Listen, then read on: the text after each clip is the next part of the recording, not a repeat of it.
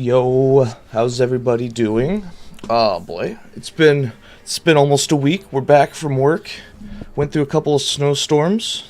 Went through some wind. I don't know if you guys been watching the wind, especially in the southeast of the U.S. But whoa, it's been a windy week. Windy in a lot of terms. But we are back. We're gonna play some more good old hardcore. Do a little more training for the launch pass, which we have a couple extra weeks to prepare for season 2. Woohoo! And we're gonna start. We're gonna start our necromancer today. We're gonna see if we can get an abomination put together. And when we get bored of going really slow with the necro, we will bounce back to continuing our storm crows. Dun, dun, dun. Create. By the way, that net idea that we had, yeah, that didn't work out. It turned out that both the what was it? It wasn't lightning penetration. It was lightning resistance shred, which capped at 10 stacks, and the same with shock. So it was actually hard capped. It didn't work out like we hoped. Apparently, it was thought that it was lightning pen, so it didn't work out as well. My thoughts on Heartseeker and the Javazon reveals. I haven't looked at, honestly, I haven't looked into them at all. I haven't seen or touched Heartseeker in any way, and this is the first I'm hearing about the Javazon or Javazon, however you want to pronounce that. I'm hoping within like the next couple of weeks to dive into those. Right now, I'm just trying to get back into patch 1.1. Let's go hardcore A-bomb.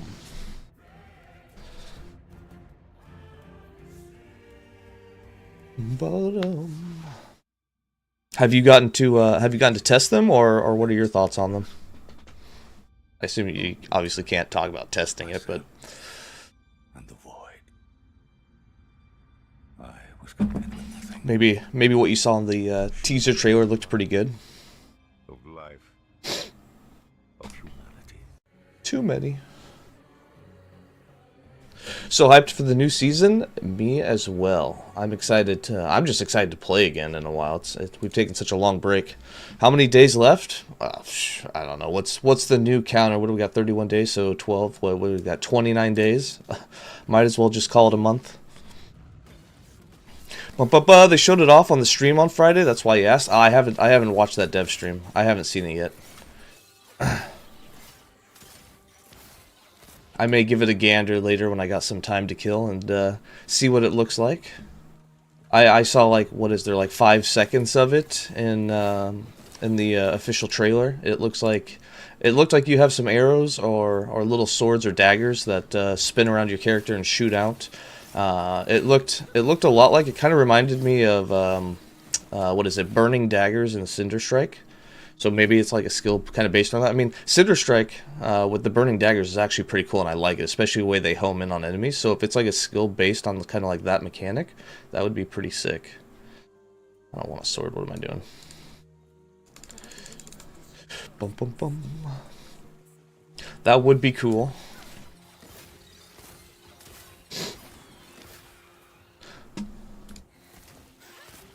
Unfortunately, it'll probably be like one of the last things that I touch when it comes to comes to the new patch, because we'll probably be playing Sentinel for days.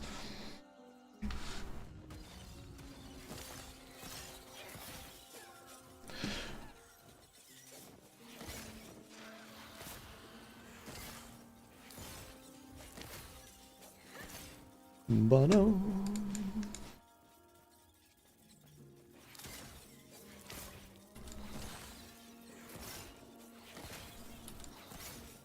Oh, what I would give for some AoE right off the bat.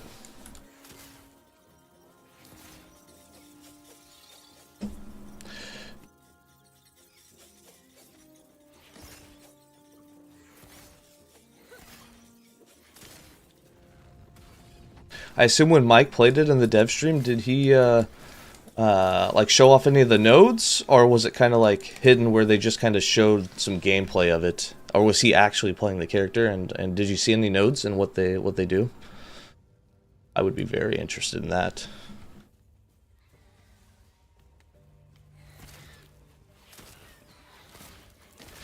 Oh my god, we need some skeletons.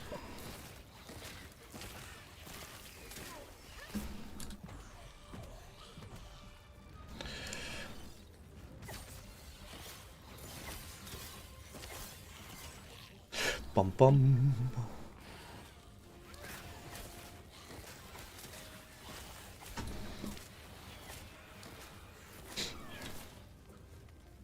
I also think that as we put this together, I'm gonna stay away from.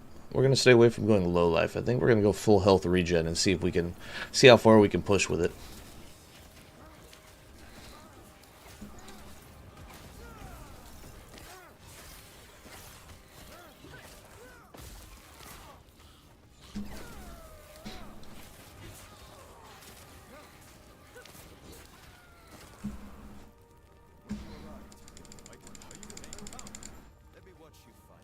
Let me watch you fight.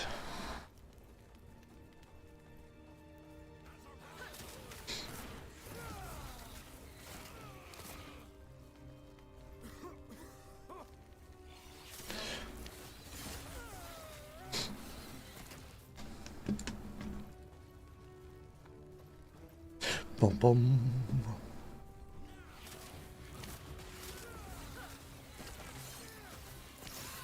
Tell you what, these Auspics, they don't come to play. First chapter, they are all out to get you.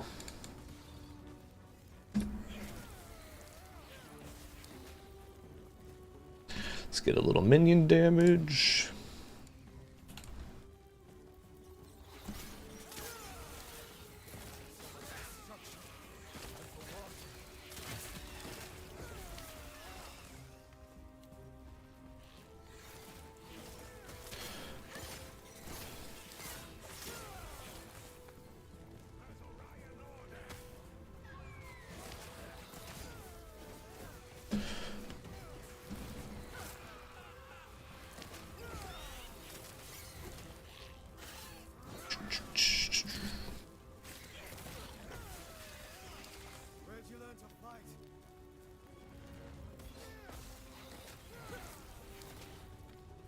Bum bum.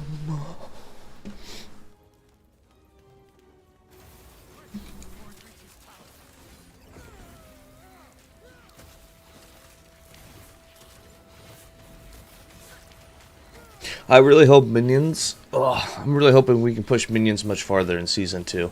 I've really missed where minions were like top notch in the game. I have a feeling it's not going to happen, but I miss the days with unlimited wraiths and just absolutely dominating. Big armies. I don't know about you guys, but I think you all remember we're big minion fans. That was well before we got stuck playing Void Knight all the time. We are going to specialize. Let's go ahead and let's get an extra skeleton. So let's start working towards this one.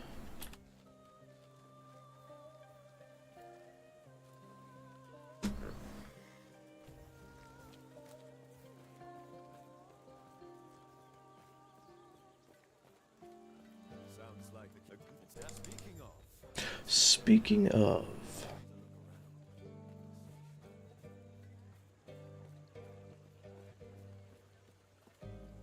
I don't know. Did we end up putting anything in our hardcore stash yet? I don't think we did. We have a little bit of gold.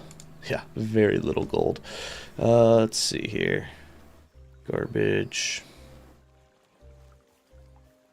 Little health. We could take that. I'll actually take a two-handed staff. Never mind. I really don't need just melee damage. Garbage. Lame. Pretty sure our stash is empty. Boring.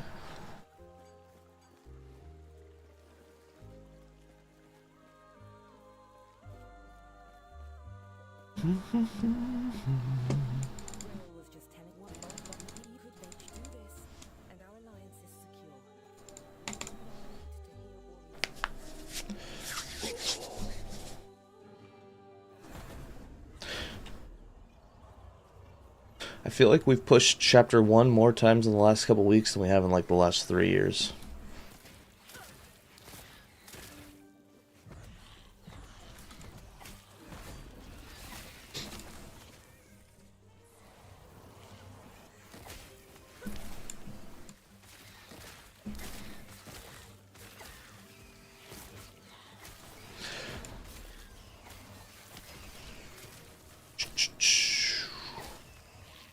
The int would be nice, but we'll pass.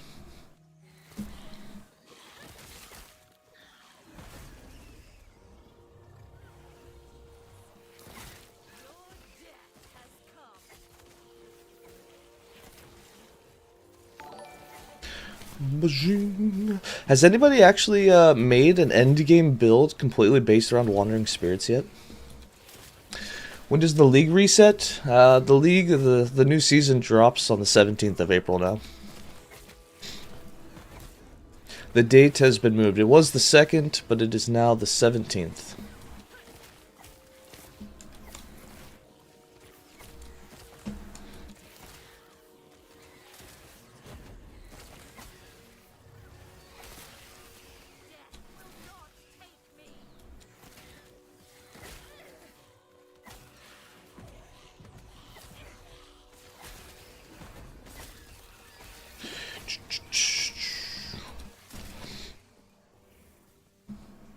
Which I believe, doesn't that move it from I think that moves it to a Thursday when it was going to be a Wednesday before. A little bit closer to the weekend.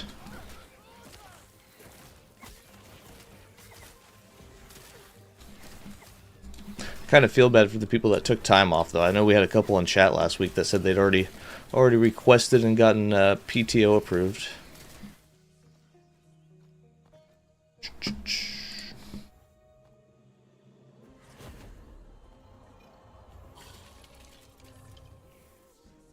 Bum, bum.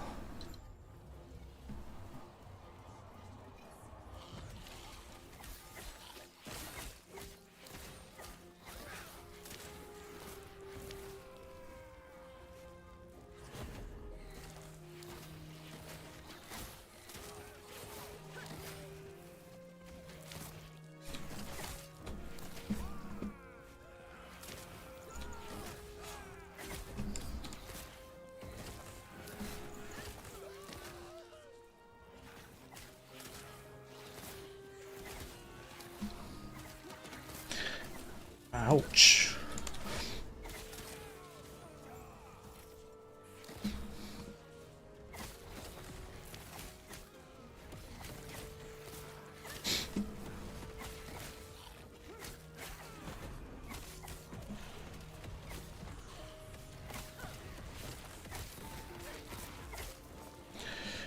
Ouch.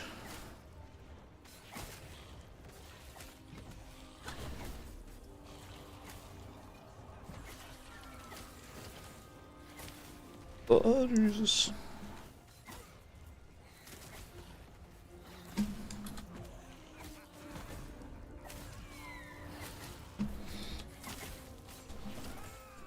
Bum, bum, bum. Yeah, he took a week off for PoE 2 launch, and then 8 got delayed. Was not happy. You're gonna try to play both at the same time, huh? You would have been able to get him in. Would have been a little tight on time, but especially considering that I think most of Ellie's content's gonna be in the end game. Take a little bit more time to get to it, but a solid week would have got you there. Doesn't really affect me too much, but I will say that I may end up, because I was planning on just being here for it, like from now until launch, but I may have to go back to work for a week or two, just because we have so much more time to kill now.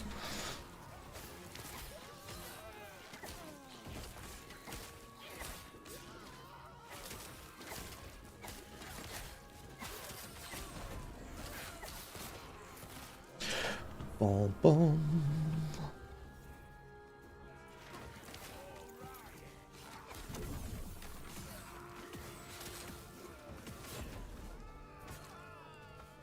Dude, I love shrines in the early game now. They're so powerful.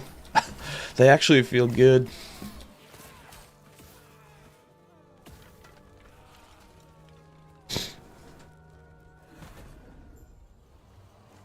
No, when PoE 2 early access was supposed to launch in November. When did it actually end up launching? I thought it launched. Was it around Christmas? Was it December when it launched? I thought. Did it actually get a delay back then? I don't remember. I don't remember the timeline. I know I played. I thought I played it for Thanksgiving. Maybe it was Christmas. I was home and I gave it a shot for a couple of days. I wasn't paying too close attention, but yes.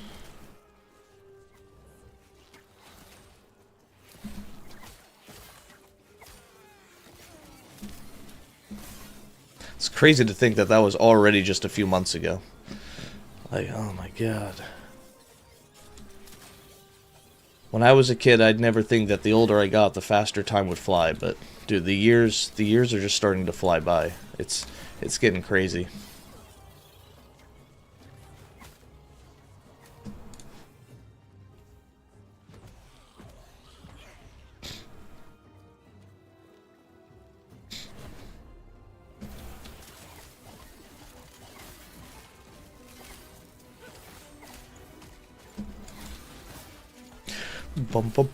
Yeah, it's nuts how it works. Like, it's funny because I'll always try and look things up. Like, I'll try and find something to look forward to, because usually if you have something to look forward to, time will go a little bit slower. But like, it just doesn't work the way that it used to.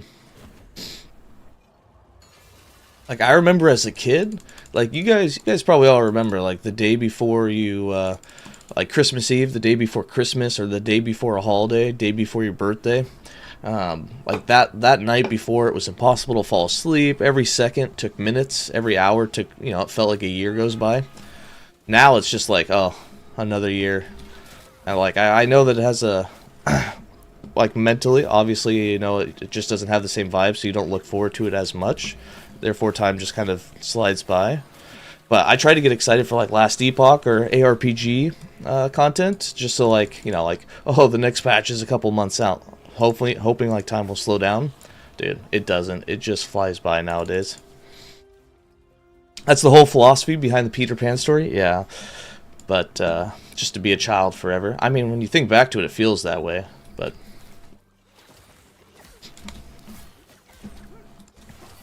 yeah, crazy times.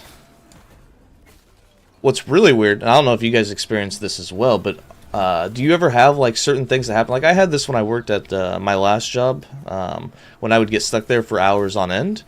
Do you guys experience that time tends to go a lot slower when you're tired? Like, I experience time seems to slip by when you're really tired. It seems like the day, just starts to drag on. And then, which begs the question, like, should you try and sleep the least amount of possible to, one, have more hours in the day, and two, to make it feel like it goes by slower? Granted that the mental health probably wouldn't be beneficial, or, ooh, I want some poison, or doing things that you hate doing. Not tired, but bored. Yeah, bored, not enjoying the things you do, like, kind of has the same effect. Which then raises the question, like, in order to have more time, or at least the feeling or illusion of more time, you would need to, one, be tired, or two, not enjoy what you're doing. Like, is that crazy how life works like that? Like your life feels shorter and goes by faster if you enjoy doing what you're doing. It's a weird concept. I can play video games for 12 hours a day, and like the weeks can go by in a heartbeat, and it's just like, oh. Like, I remember our early access days, and like doing 12-hour streams, and like it felt like maybe a week went by, and yet here we are 4 years later. It's kind of crazy. When you're old and adult, you get chased by a ticking crocodile. Yeah. Well, I wouldn't say that the crocodile really chased them. I think the crocodile was pretty dead. but yeah, it did end up getting the last bite. They're all lame. You always try and enjoy every work activity with the illusion that time goes fast. Yeah, but like, you can't fake it. Like, I remember at work, like, I know what you're talking about. There'd be times where you try to get Like we'd have a lot of like projects that we would do, and like you would try to get interested in them, or you would, or even sometimes you would have an idea that's interesting, but perhaps maybe others wouldn't listen to you, but at least you try to be involved just to make time go faster. It never worked for me. Like unless I truly actually wanted to be involved, time just went slow, even if I was faking it. Time's like one thing you can't fake. When you had to work in the office, there were times when it felt slow, but since working from home, time just seems to fly by all the time. I've never worked from home outside of, like, you could say, like, obviously making content is working from home, but I wouldn't necessarily consider, I mean, it felt like a job because of how much time we put into it, but it never, you know, obviously we couldn't do it full time, it didn't work out, but it never felt like time really, I mean, I guess playing video games, time did fly by. When it came to putting videos together or making loot filters or anything that the people actually needed, that time always dragged by. Like, I hate loot filters. Putting them together feels so tedious, yet they feel so necessary. Bum, bum, bum.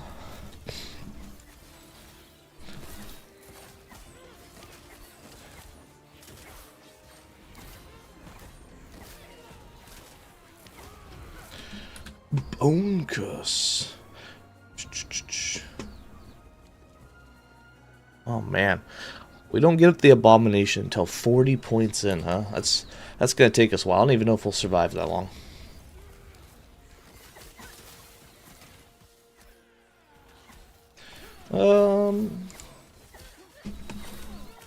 Speaking of not surviving that long, we're almost gonna die as is.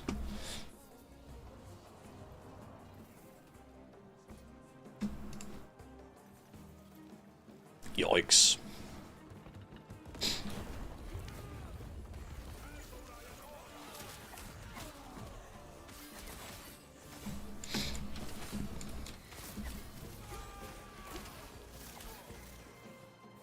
Bum bum bum bum bum.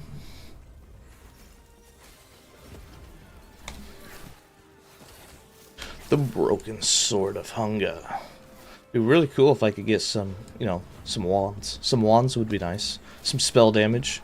Some minion damage.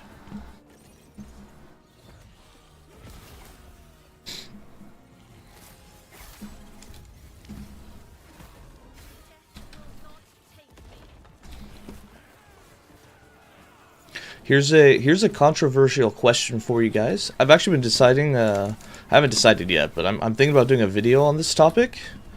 And I'm curious what your guys' ideas are for it, or if it's already been talked about. But when it comes to, like, channeling abilities, should you just be able to move? Like, should every channeling ability allow you to move, but at, like, say, a slower movement speed, like Warpath, versus standing still in Last Epoch? Like, do you feel you're at such a disadvantage having to stand still that it doesn't make sense in Last Epoch to be stuck? And if so, which channeling skill would you then play? Ooh, Void Res. Things I can't use. Working from home, you can have Twitch or Netflix going to have entertainment. So if work is slow or boring, you're entertained. Yeah, so you find something that you then enjoy, and that's why time feels fast. Yeah, that makes sense. So what you're saying is work feels like it goes fast at home because most of the time you're not actually doing work. That makes sense.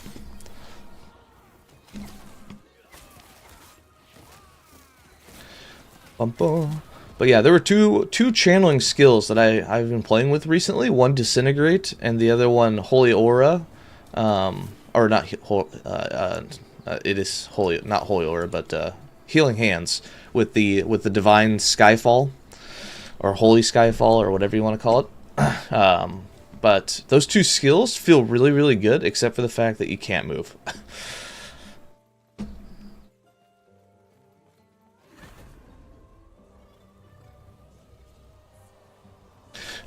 Walking Drain Life would be fun. Drain Life would be a good one. Yeah, I forgot about that one.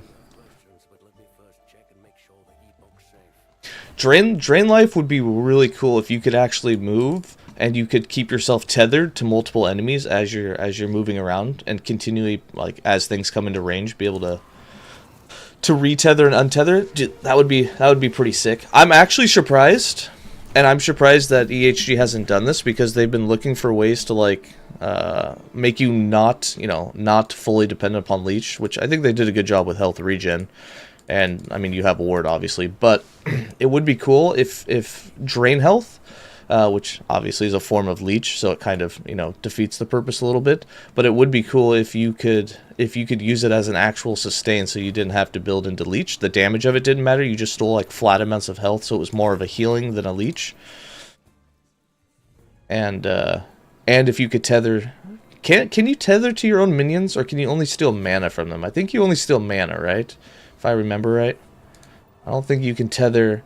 You can't, I don't remember if you can leech actual health from your minions to yourself. I think it was just mana. Maybe it was health and mana. I don't remember.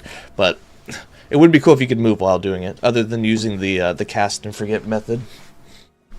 You think move speed penalty would be good for channeling steals? You agree with that? Yeah, just having just the warpath move speed. Yeah. Like, as long as you go slower, but at least you can still move. You can still get out of, you know, not having to worry about stopping your channeling to start running for your life to get out of big hits, or having to use a movement skill to get out of them.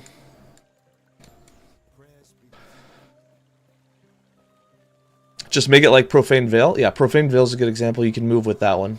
That's it. Yeah, that one. See, that one feels good. Stay alive.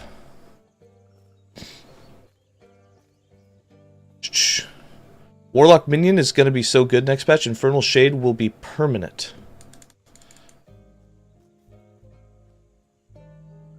What's changing with Infernal Shade? Isn't it already permanent?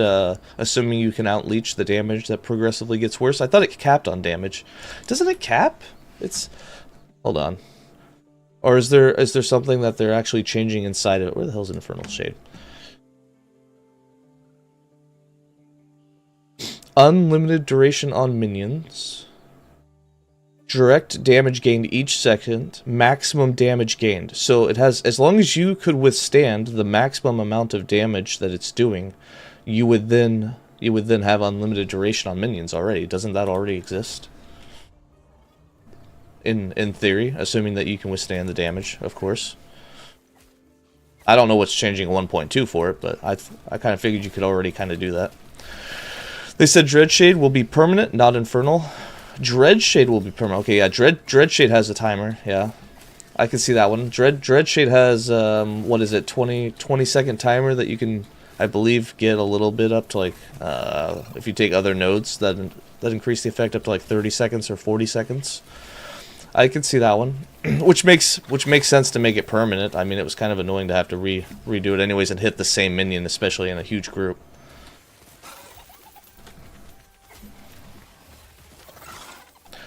Bum bum bum.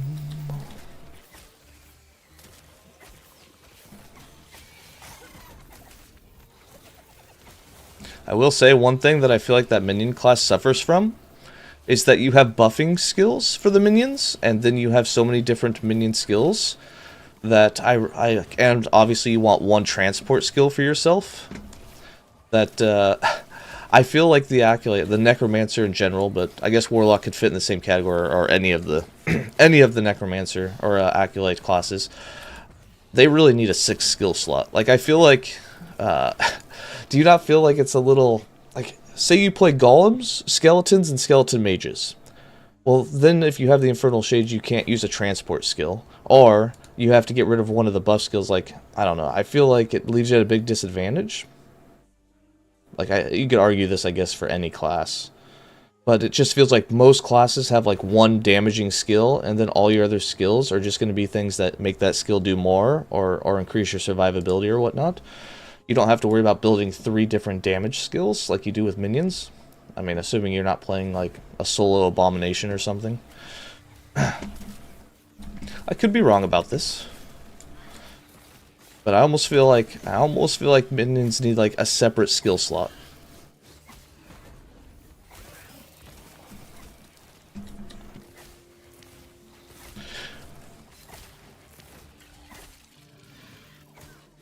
Ouch.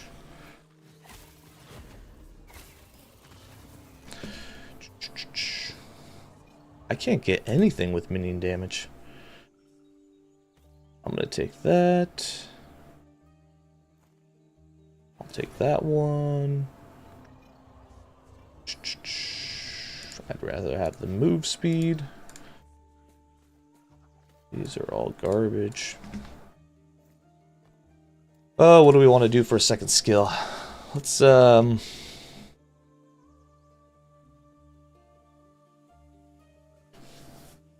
did we do last time? Last time I think we did Wandering Spirits, which actually worked out quite well. We could also do Rip Blood and just try to get more healing out of it. I'm not doing Hungering Souls again, although it's not bad. I just don't want to do it.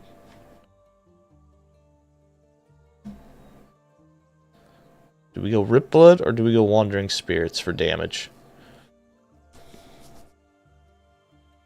I'm gonna go Wandering.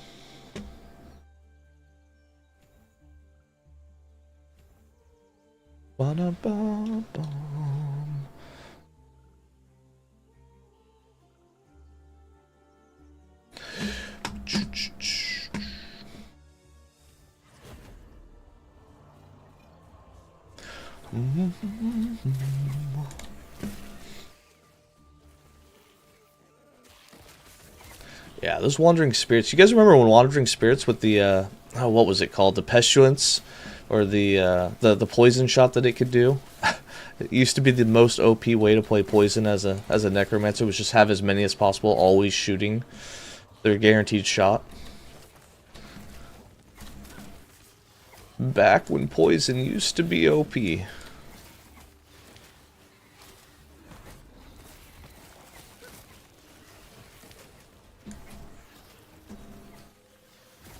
Necrotic, damage over time, bunch of garbage.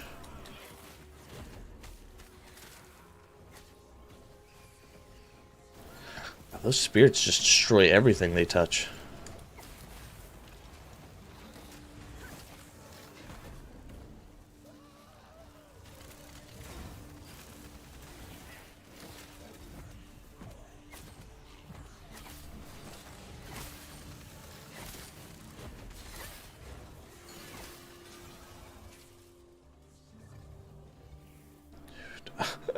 Is this the third hardcore character in a row that we've started that's gotten the Firestarter torch? we got this for the Auto Bomber, we got this for the Primalist, and now we've got it for the Necromancer. I swear, I'm pretty sure if you go back and watch the streams, we've got a Firestarter torch on almost every hardcore character we've started so far. That's nuts.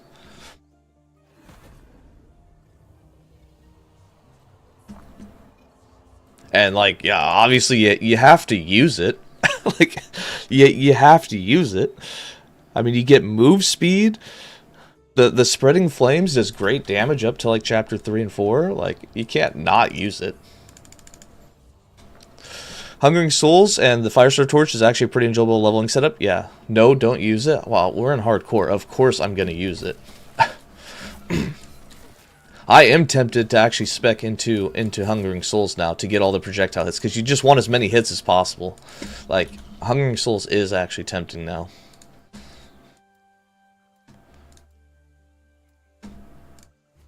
Just for all the hits you can do. I don't really care about the... Well, yeah, sure, why not? Let's go here.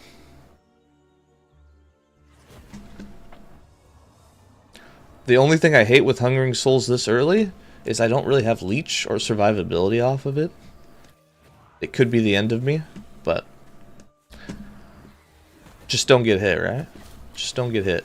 Look at, I mean, dude, look at the way that Spreading Flames gets on them, and it just annihilates them. Like, it's just game over.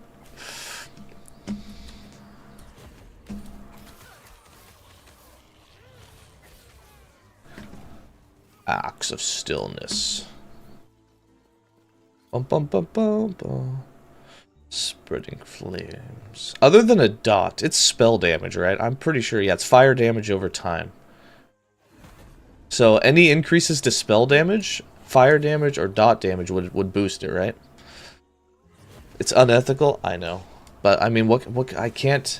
It dropped. I mean... let's be fair. If you see treasure on the ground, you don't just leave it on the ground. That doesn't help anybody. Especially in solo when no one else is going to come along to find it.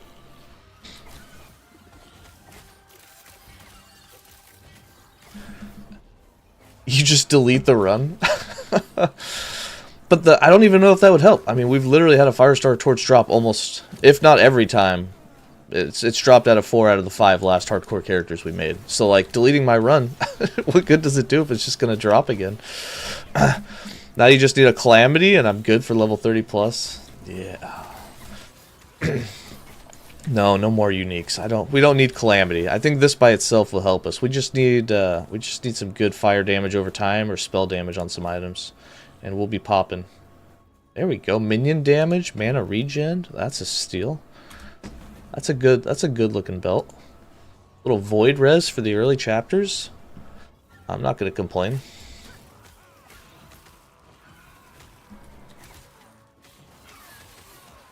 I mean, it just melts everything. I mean, I think this will last us until we get Abomination.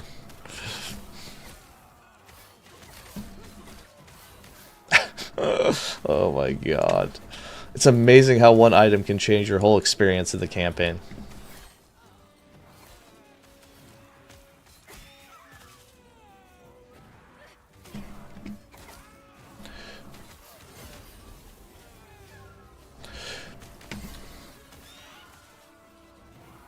What we got here? Minion health, cast speed. Can't say no to cast speed this early. That's a lot of minion health. Dude, now we're getting some good drops. I like to see that. Where'd that cast speed go? Minion health, necrotic damage. What'd the other one have on it? This one had spell damage on it. It also had cast speed. We're gonna keep the cast speed with the spell minion. That's actually a good one.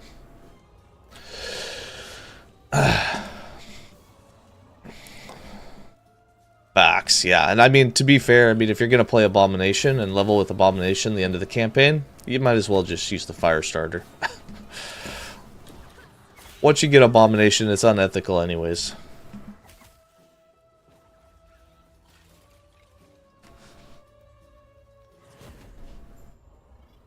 Especially if we manage to get a two-handed staff with the dual spell, flat spell for minions. Or flat, not spell, flat melee. Gonna be a little nuts.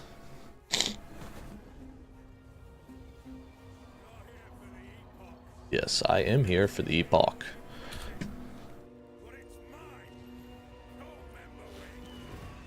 Ba ba ba. Firestar Torch Aberoth run. Ooh. I still haven't fought Aberoth. Our Crow build? Well, our Crow build is on its way to the hardcore primals we have is I think we have 3 out of 10 timelines done of the Harbingers. So, I have a feeling the Crow build will be the first character we do Aberoth with in hardcore.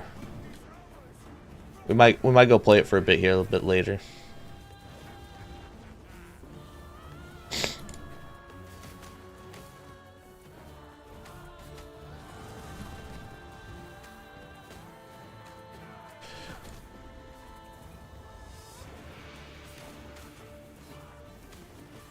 Need some mana.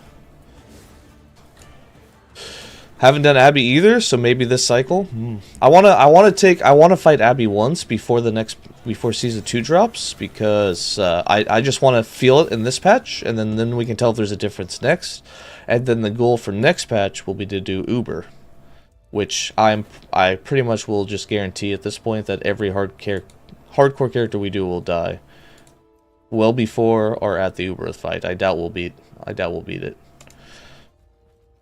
I have no confidence on that.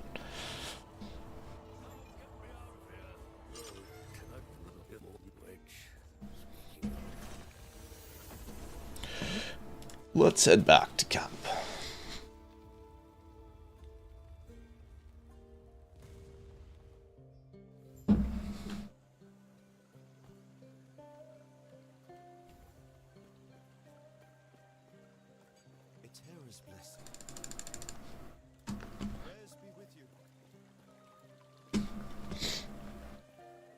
Ooh, bone golem. Time to bring out the big boys.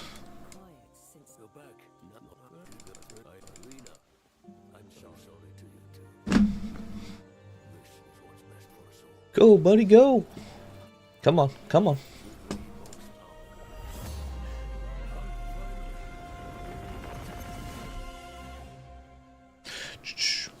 You'll see when you get it done, you don't have a specific goal. Yeah. If I have enough time to play in season 2, I'll get it done. Well, not beaten, but I will partake in such fight. What just happened? I'll tell you what happened. He took all my mana. Big boy better be worth it. Dude, it only takes one spreading flame. Does spreading flames automatically spread? It doesn't.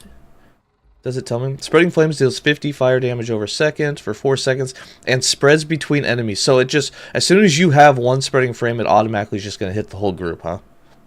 Yeah, that's why it's nuts. That's why it's nuts. You just need it to activate once in a group.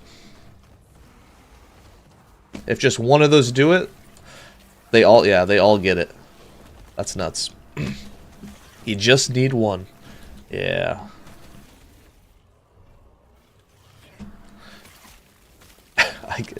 That is pretty nuts.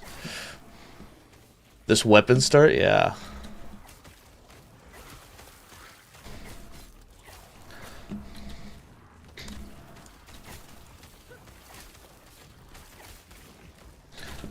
I'm not going to complain in any way.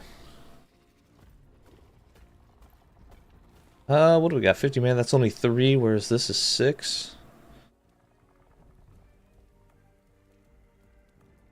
I guess the only thing that we'd really care about is the mana cost going down, which is up there.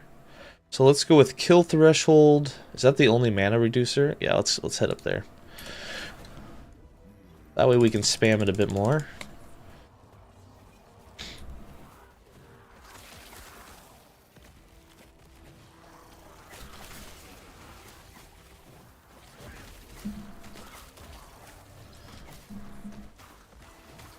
It's going to be one of the easiest campaign runs I've ever had to do.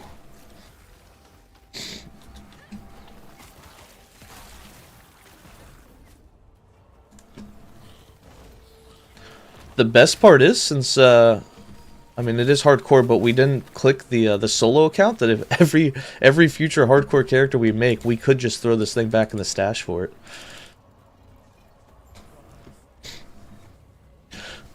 Hardcore's automatically solo self-found lock, or if you do the same account, they share the same resource. I guess the full SSF is for challenge sake. Yeah, so you have the option. You can do 2 things. Hardcore can be just like normal softcore, where you still share everything between your characters, and you can share between other players.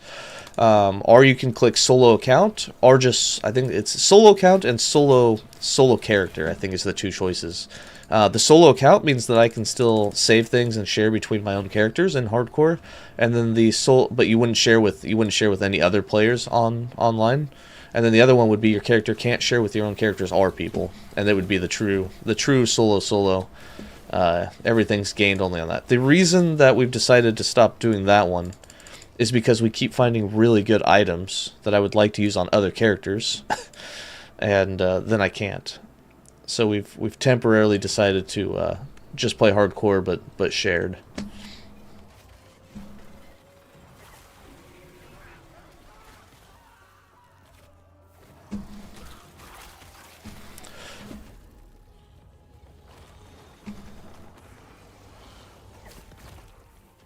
Bonum.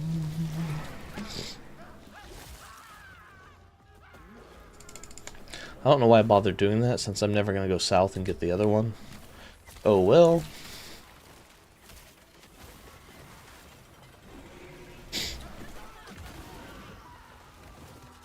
But it's not really hardcore if you can have 3,000 crafting materials and a unique already available. No, still hardcore, it's just not a solo experience. Obviously it's still hardcore because one death you're out. So you could argue that having 3,000 crafting mats and a starter unique, which we didn't have in this, by the way. This guy doesn't have anything. This is one of our first characters doing this, so we don't have. I have 6 shards. I have 1 rune. Like everything on this character we found. So this character isn't really in that. But even if you had that, it's still a hardcore experience. You can still die. Granted, you could argue that it makes it easier having crafting mats at the beginning, but you can still be stupid. You could still die, and in the end game, where it kind of trends more into skill, like those shards aren't going to do you much good. I would still argue it's hardcore. It's just not a true solo adventure.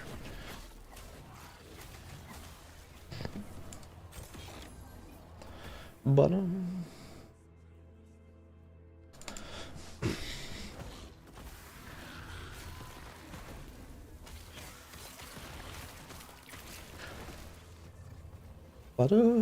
my only other, like, I wouldn't even put it as a counter argument, but I feel like it's also more rewarding.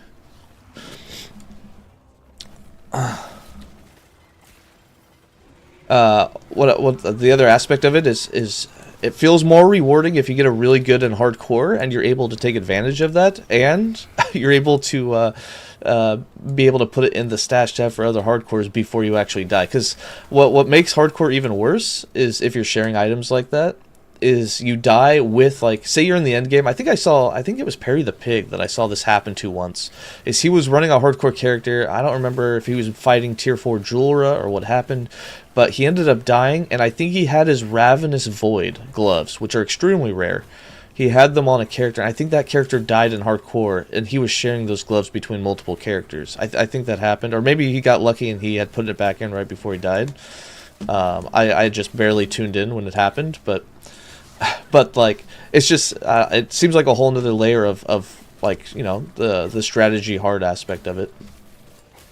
But you can see it as a roguelike where every game you can progress because you can get things from a previous try. Yes, but it doesn't mean that those things that you got from a previous try are going to help you for the next one. Like, you could argue that if you got the right materials that you needed on the next run, then yes. But it also takes time to build that up, you know. It's not something that just happens on the very first character and you get everything you need for the next one, especially if you're playing like a different class. Like, there's a good chance you didn't get a lot of the stuff you needed. What hardcore means, you can't have gear either. Yeah, it's just, I guess I agree that it makes it even harder if you don't have shared gear, right? It is a harder aspect, but I wouldn't say that. I'm not going to go as far to say that it's not considered hardcore just because you have a shared hardcore characters. What are these? What garbage? I don't think I've ever had 2 completely useless idols dropped to me.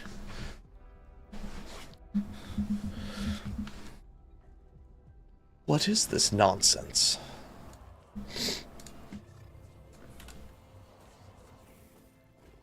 Bum bum. Breaking tables.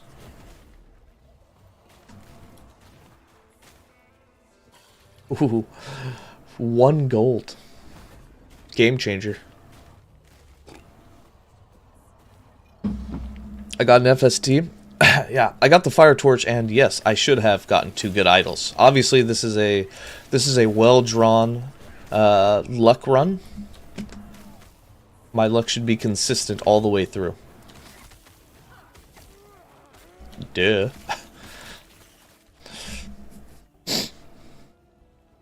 Speaking of good luck, we get some Firestarter Leech. I don't need the Leech quite yet, so let's go ahead and we're gonna empower this and see if we can get even more good stuff here. I told you, the luck's got to be consistent. What good does just 1 good item do you?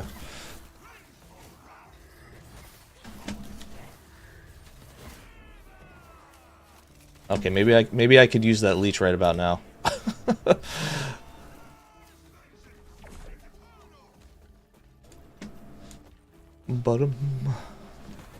A perfect RNG run? Yeah. I mean, it doesn't have to be perfect, but like, It's just got to be consistently good.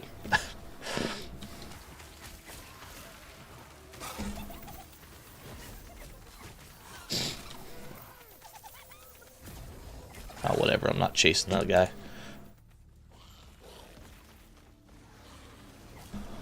Come back, Loot Lizard.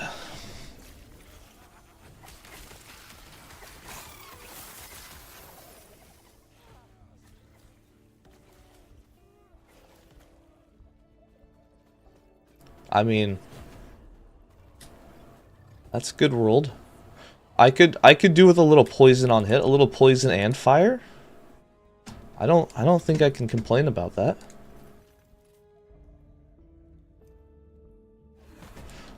I'm curious what that'll do to our damage, having a poison stack and a little fire. There we go.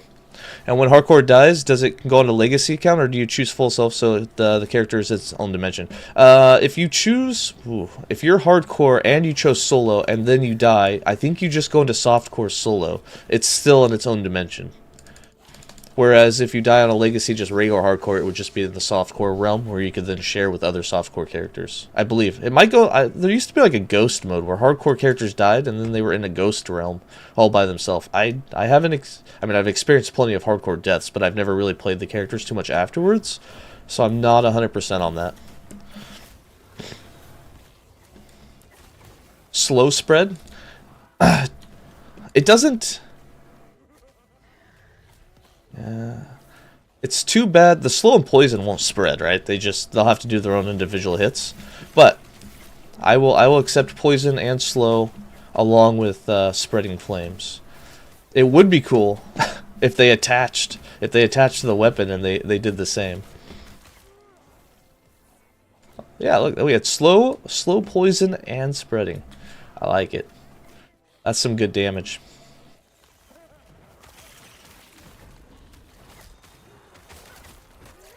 Yeah, we can get multiple stacks. Dude, imagine now that we have poison on hit, if we got the shotgun. I don't remember. I'm pretty sure the shotgun Hungering Souls relic is like really, isn't it endgame?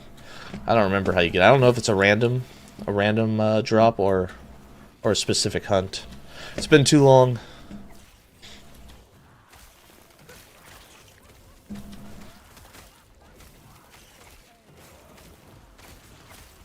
What I do know is we are just absolutely destroying stuff, and I love it.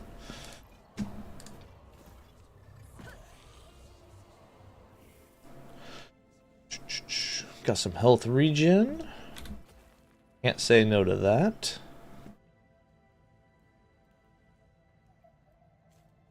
Bum, bum, bum, bum, bum.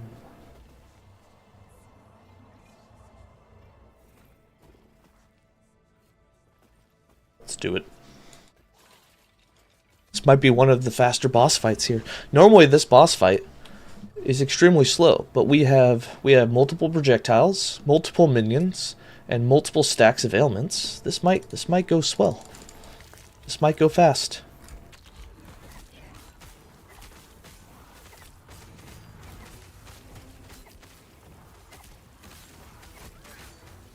If only I had the mana.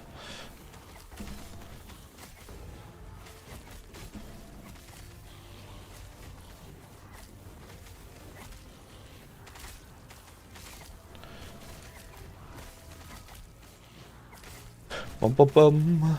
Doing the campaign with now Nemesis and the Lizards of Fresh Adventures, so you can get a lot of surprise loot. Yeah, the loot lizards, they actually drop a surprising amount. I won't say every single one drops a unique, obviously, but I seem like you get a lot more uniques during the campaign, which is nice.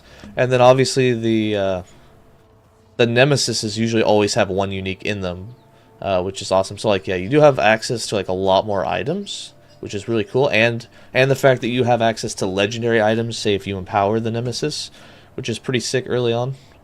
I will say this, I don't know if you guys experienced this, but I have not been experiencing much Weaver Will items dropping. They still seem way too rare. I would like more Weaver Wills. Especially since it seems like they're used a lot more in the campaign runs. I mean, I think was it said that they were meant more for alt characters? I don't remember if that was their their idea behind it, but Lizards and Nemesis was such a good addition to Fresh Starts. Yeah, they really help. Let's go back to town. Too much damage? That fight wasn't too fast. It's definitely that fight was definitely faster than the last time I did Warpath, but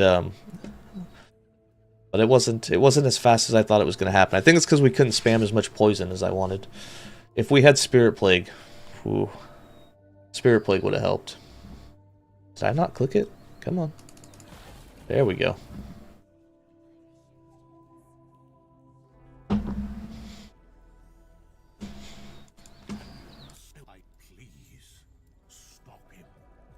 You remember getting them at the start of 1.0, but now with the features, you have way more other uniques and almost never Weaver's Will. Yeah, out of all the we played quite a bit last week. Out of all the characters we made, I had like maybe 2, maybe 3 Weaver's Wills.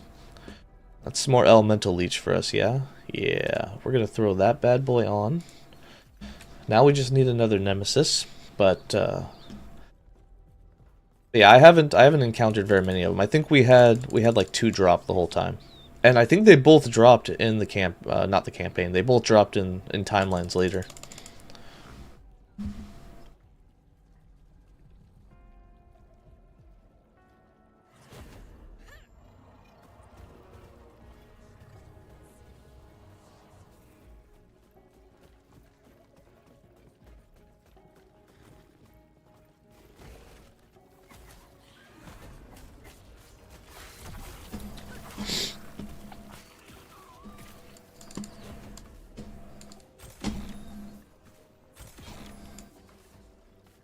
Dun dun dun, garbage. 10% damage over time. Hell yeah. Although I kind of want that void res. Actually, we're gonna keep that. We're gonna keep the void res. On the other side, we get many ruins earlier, and you can gamble with them. Set unique weavers, depends on your luck. Yep. So it is nice. You get a lot more currency. It seems like earlier on, allowing you to do a lot more crafting in the game. Because I do feel like a lot of people complain that it didn't seem like you got to craft too much because you didn't have the shards you needed, or you didn't have the shatter ruins, and they were way too much gold to buy, so you weren't able to break things down to be able to craft. So like the loot lizards really helped with that, with dropping massive amounts of shards. Same with the Nemesis, whether you empower or not, they drop a lot of shards. I like that. Hands down though, in the next patch, while it's not campaign related, it's endgame. I'm excited for Weaver's Touch on idols. I think that's gonna make leveling and just running more maps in the like echoes be more fun when you're trying to run a lot of cemeteries and tombs to be able to get the right Weaver's Touch on your idol. I'm excited for that.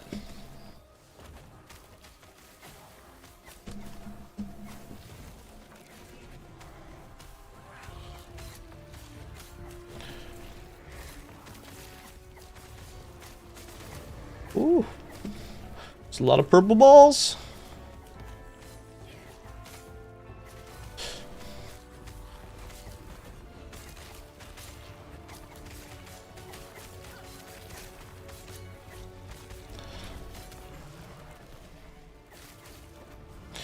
Boots of Deflection. Actually, that mana regen would be nice. Steal that. What's up, Frank? How you doing today? Sorry about taking the last week off. Had to run. We are back though. The new date collides with Torchlight Infinite. April's quite busy for gaming, dude. It's crazy. I literally just made a video on this. It's crazy how many different ARPGs are out there, and how all the dates are conflicting with each other now. Like it's kind of nuts. Like I'm not complaining in terms of like obviously having more stuff to play is awesome, but it's also got its cons, right? +8 int. Oh yeah. Not bad at all for a level 14 character. Let's do one more in power. Why not? Let's see what else we can throw. I don't know if it'll actually give me something else, but this is turning out quite nice.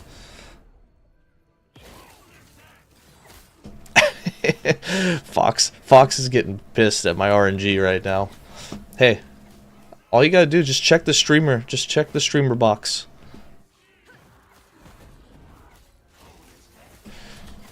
Ah! Don't die! Don't. Jesus Christ. I changed my potion button. My bad. I forgot that we changed my potion button for the dungeons. I was hitting the wrong button. It's no longer Y, it's 6. Son of a bitch. Nemesis with the win? Yeah. That was dumb. Oh my god. This is what happens when you take a week break. I totally forgot that we restructured our hotkeys. Ah, damn it. Well, see, and that's how you lose the fire starter torch. God damn it. All right, we're gonna go back to our raptor for a little bit. We're gonna change it back to crow because I really don't like the raptors that much. We're gonna change it back to crow.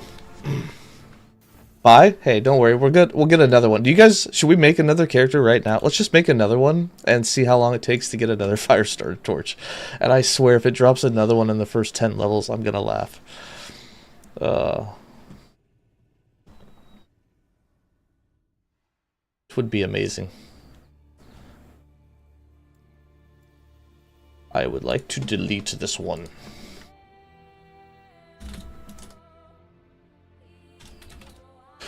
Bum, bum, bum, bum. I want to create a new one.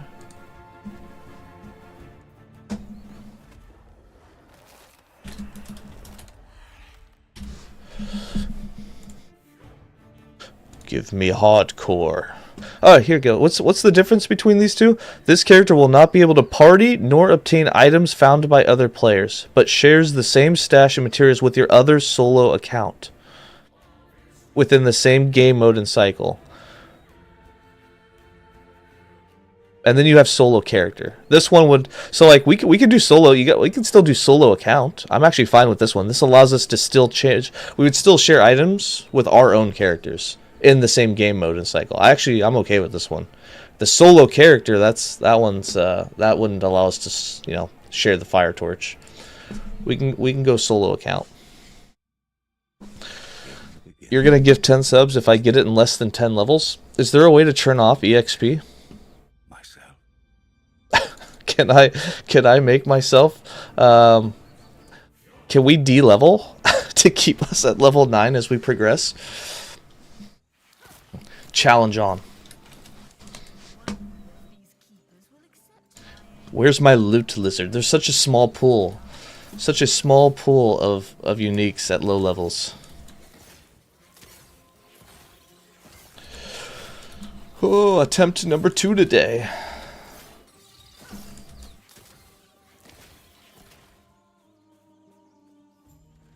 Bum bum bum.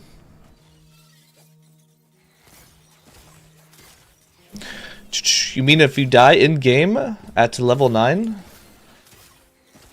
Oh yeah, I guess that does kind of well, to be fair, you didn't say that I had to get it on this character in less than 10 levels. So while I can't obviously kill myself to de-level because that would end to the character, I could make multiple characters under that level, yeah? Or does it have to be on this run? Sorry, we're already looking for loopholes. Solo character, this to make sure people do it legit without any help or suspect manipulation. Yeah, I don't mind playing a solo account. Yeah, we can check that box every time. Solo account's fine. That way we don't have to, I'm going CF anyways, so what does it really matter? I actually think this one probably has more gold on it because I'm pretty sure that's the box we checked. Let me see. Oh yeah, I already have 1,200 shards on this. That was the box we have been checking with our other hardcore characters. So I've already got some stuff. Makes me let's go check the stash actually.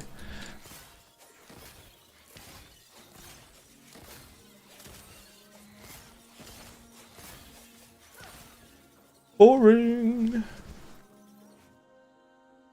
You didn't say on which character? Yeah, we're gonna make there's a limit of what, 5 characters, so we're gonna have to start deleting characters. It's alright, we'll see what we find here.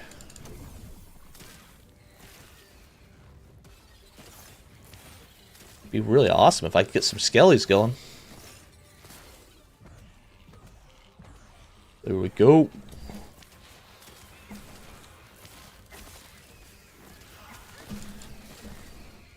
Keep it going. We are getting really good at chapter 1, I do want to say. We've gotten really good at chapter 1.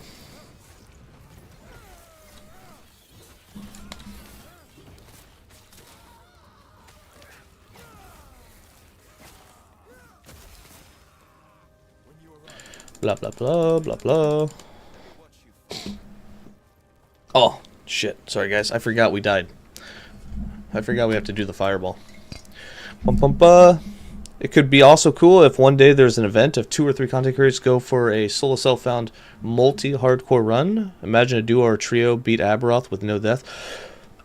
Is party play better now?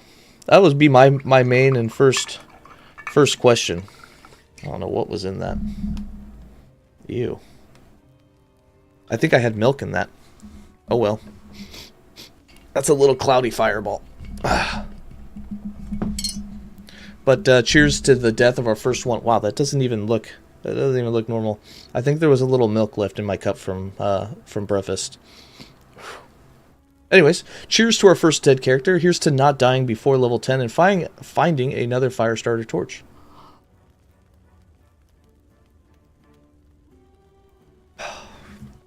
Yeah, there was a little milk in there. Whew. That would be cool. My main question is party play better? I haven't partied with anyone since the original launch of 0.9.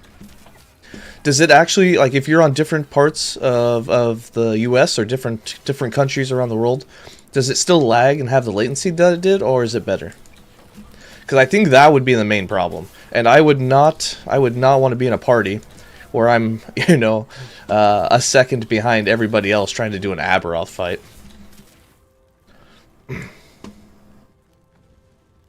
From your experience, you feel it's way better. 1.0 was horrible, and now we have almost no crash. Dungeons was reworked.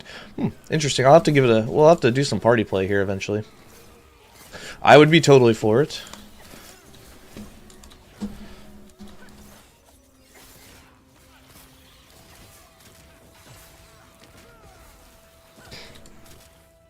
I feel bad for my party members since I don't go very fast, but it'd be all right.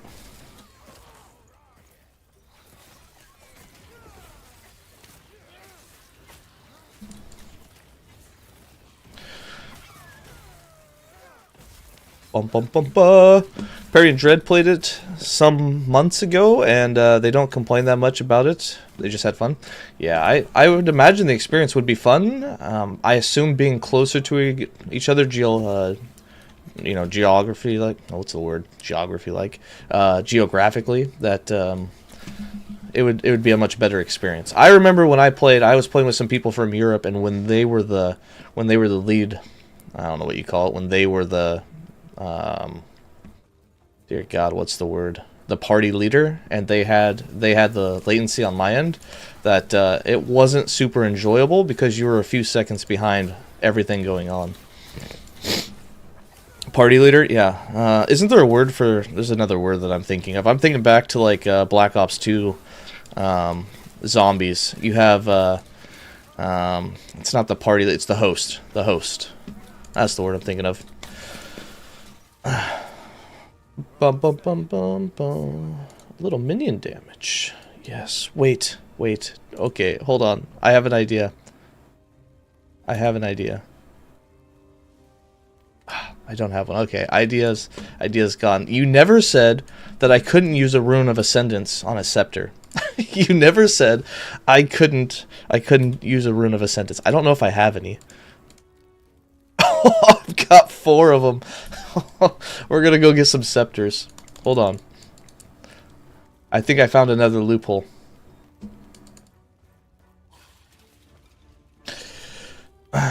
They're far away, but correct, so they can play with anybody in the world. Yeah, that would make it pretty smooth. If they reworked it and it's better like that, I'm down. Why not?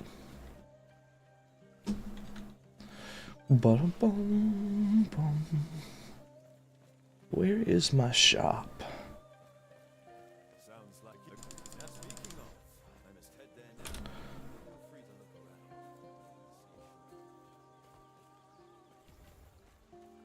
around.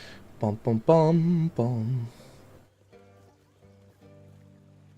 These guys weren't here before. So is it because it's not my first character that I'm automatically... Okay, so once in a game mode... Okay, I think I get how it works. Once you're in a game mode and you've unlocked the Circle of Fortune or you've picked a guild, all your alts get it this early? No, I want Circle. Yes. Yeah, I share it. Okay. Alright. I'm not going to complain there. Hell yeah. Alright. That's a win.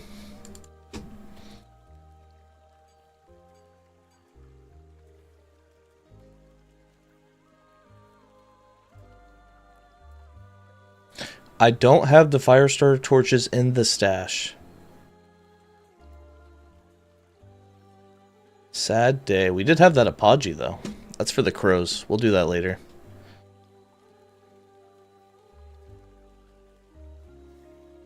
We do have some great items for our minions later, though. Oh well. Moving on. Let's see what you have. You have a scepter. Perfect.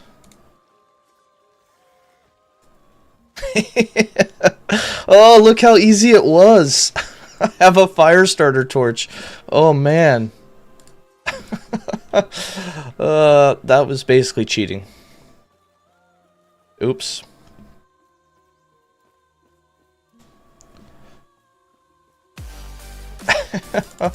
Oh god, you didn't have to. That's not fair. I know it was cheating. Thanks, Fox. Thanks for the 10 gifted subs. I do feel like I kind of cheated there though.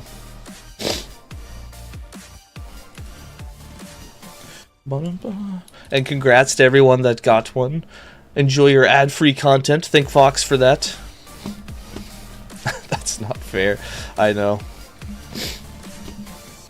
To be fair, I really wasn't expecting them, but thanks again. Much appreciated. I do feel like that was kind of cheating, but we never said you couldn't do it.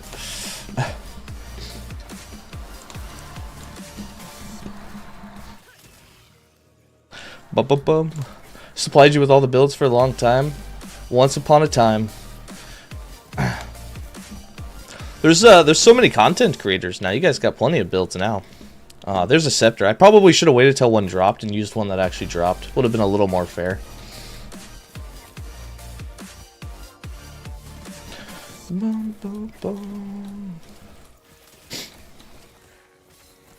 Ask me to have an Alaria before level 20. Ooh. I feel like I would want one. Tell you what, let's do an Avarice. You're from the Kickstarter era? Oh yeah, back then we didn't have much, did we? It's kind of funny. Yeah, back in the Kickstarter days. I joined right after that. Like, I joined in 0.7, but I remember when I first started that there was nobody. There was like maybe 6 of us back then. And only a couple stuck around. Oh my gosh, I really need to get that, I need to get those, like, merged together. Bum. There was a couple back in the day that left quite a way, and I don't even remember what their names were. But I remember when I first started, there was a couple of YouTubers that were making the first guides, and they left shortly after. They, like, came over for, like, I think, like, the drop of, like, 0.71 or something, and then they left. And that's when I was like, oh, we might as well make a channel since we're the only person playing. And then we did. But yeah, back then, there was not much. We used to have Rhymed Gaming, and then he left. God, what was the name of the other guy? What was the name of the one guy that created, or didn't create, but found the interaction with Flame Ward, or not Flame Ward, but Fire Aura, and the Bleeding Heart that just shot off fireballs non-stop because you were damaging yourself. God, I can't remember his name. It's been too many years. It was such a small community on Kickstarter. We just had the demo, and after Kickstarter, there were very little, and most left because there was no hopes. Or they left for Wolcen. Yeah, I think most left just because it was so little views. But if you were just starting a YouTube channel, then it didn't really matter because it was more than you'd ever had. But anybody who was actually, you know, already had an established YouTube account, they typically moved on to something else pretty quick. I mean, back then you got like, I don't know, my streams used to have five people if you were lucky. You used to have maybe 20, 30 views on a video. Like, it's not like it was a popping off community. You don't know why, but you feel a bit happy when you're in town or in the bazaar and see many people on the screen. Ellie needs loves. Feel alive again. Yeah, well, to be fair, I think Ellie will feel alive a lot more than it does now after Season 2 drops. And I think I don't think Ellie is dead. A lot of people are like, oh, Last Epoch's dead. They missed their chance. They do this every time something else. I mean, they did this for Wolcen. They did this for D4. They did this most recently with Path of Exile 2. Trying to say that the game was dead, never coming back. Even today, you can go find on Reddit that people say, oh, Last Epoch's dead. It only has 1,000 players. It's like, yeah, it only has 1,000 players because literally there's been no new content for 9 months. So, I mean, that's a typical ARPG cycle. They all fall off, right? So, I think they'll. I mean, obviously, a bunch of people will come for Season 2. People will be around for a month or two. It'll follow the same cycle. I think they just need to be a little bit faster with the content they put out. I mean, I think we can all agree 9 months might be a little too long compared to other titles. But eventually they'll get there. They talked about it a bit in some of the interviews I saw them do recently. They talked about a lot of their procedural content that they make. They have the tools being invented. Not invented, but they have the tools in place now on their side where they can make content much faster. They don't have to individually make maps anymore. You know, they made a lot of the redundant stuff quicker. Bum bum bum bum. Hold on, I earned a. You mean they peaked at 200k? Hype goes down doesn't mean it's dead. You have the same in TCon. Yeah, I mean, obviously you have launch. Whenever new content comes, you're gonna have that. I got a choo-choo. Is this what I got? I got a personal best icon. Thanks for that, Fox. I got a new emote. Ooh. But yeah, you can't expect it to obviously stay up there. Not while not dropping new content, so it's pretty well known. Thanks again, Fox.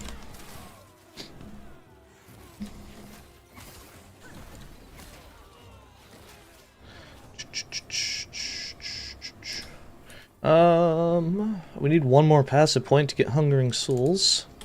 The only concern about LE is real player retention. It's cool to have some hype there and there, but if not a big part of the players stay a bit of the game, it doesn't feel alive. MG kind of dies off. So yes, but here's the thing: you're playing a game that's specifically designed to have seasons. You're playing a game that's specifically designed to have players come and players go. You're playing seasonal content. Granted, I'm going to be honest, the seasonal content in Last Epoch isn't seasonal content. Everything that they're putting in the game stays in the game, which separates it from seasonal content. So it's a contentious point of argument to say it's seasonal content, but since it's actually permanent additions to the game. However, that being said, when you have seasonal content or you're playing it as seasonal content, it's not something that's meant to last people months and months and months. Like it's just meant to be there, and then come back when we deliver some new content. Their complete financial system is set up for new cosmetics and whatnot when you have a new launch and new content come. Like it's completely set up to be cyclical.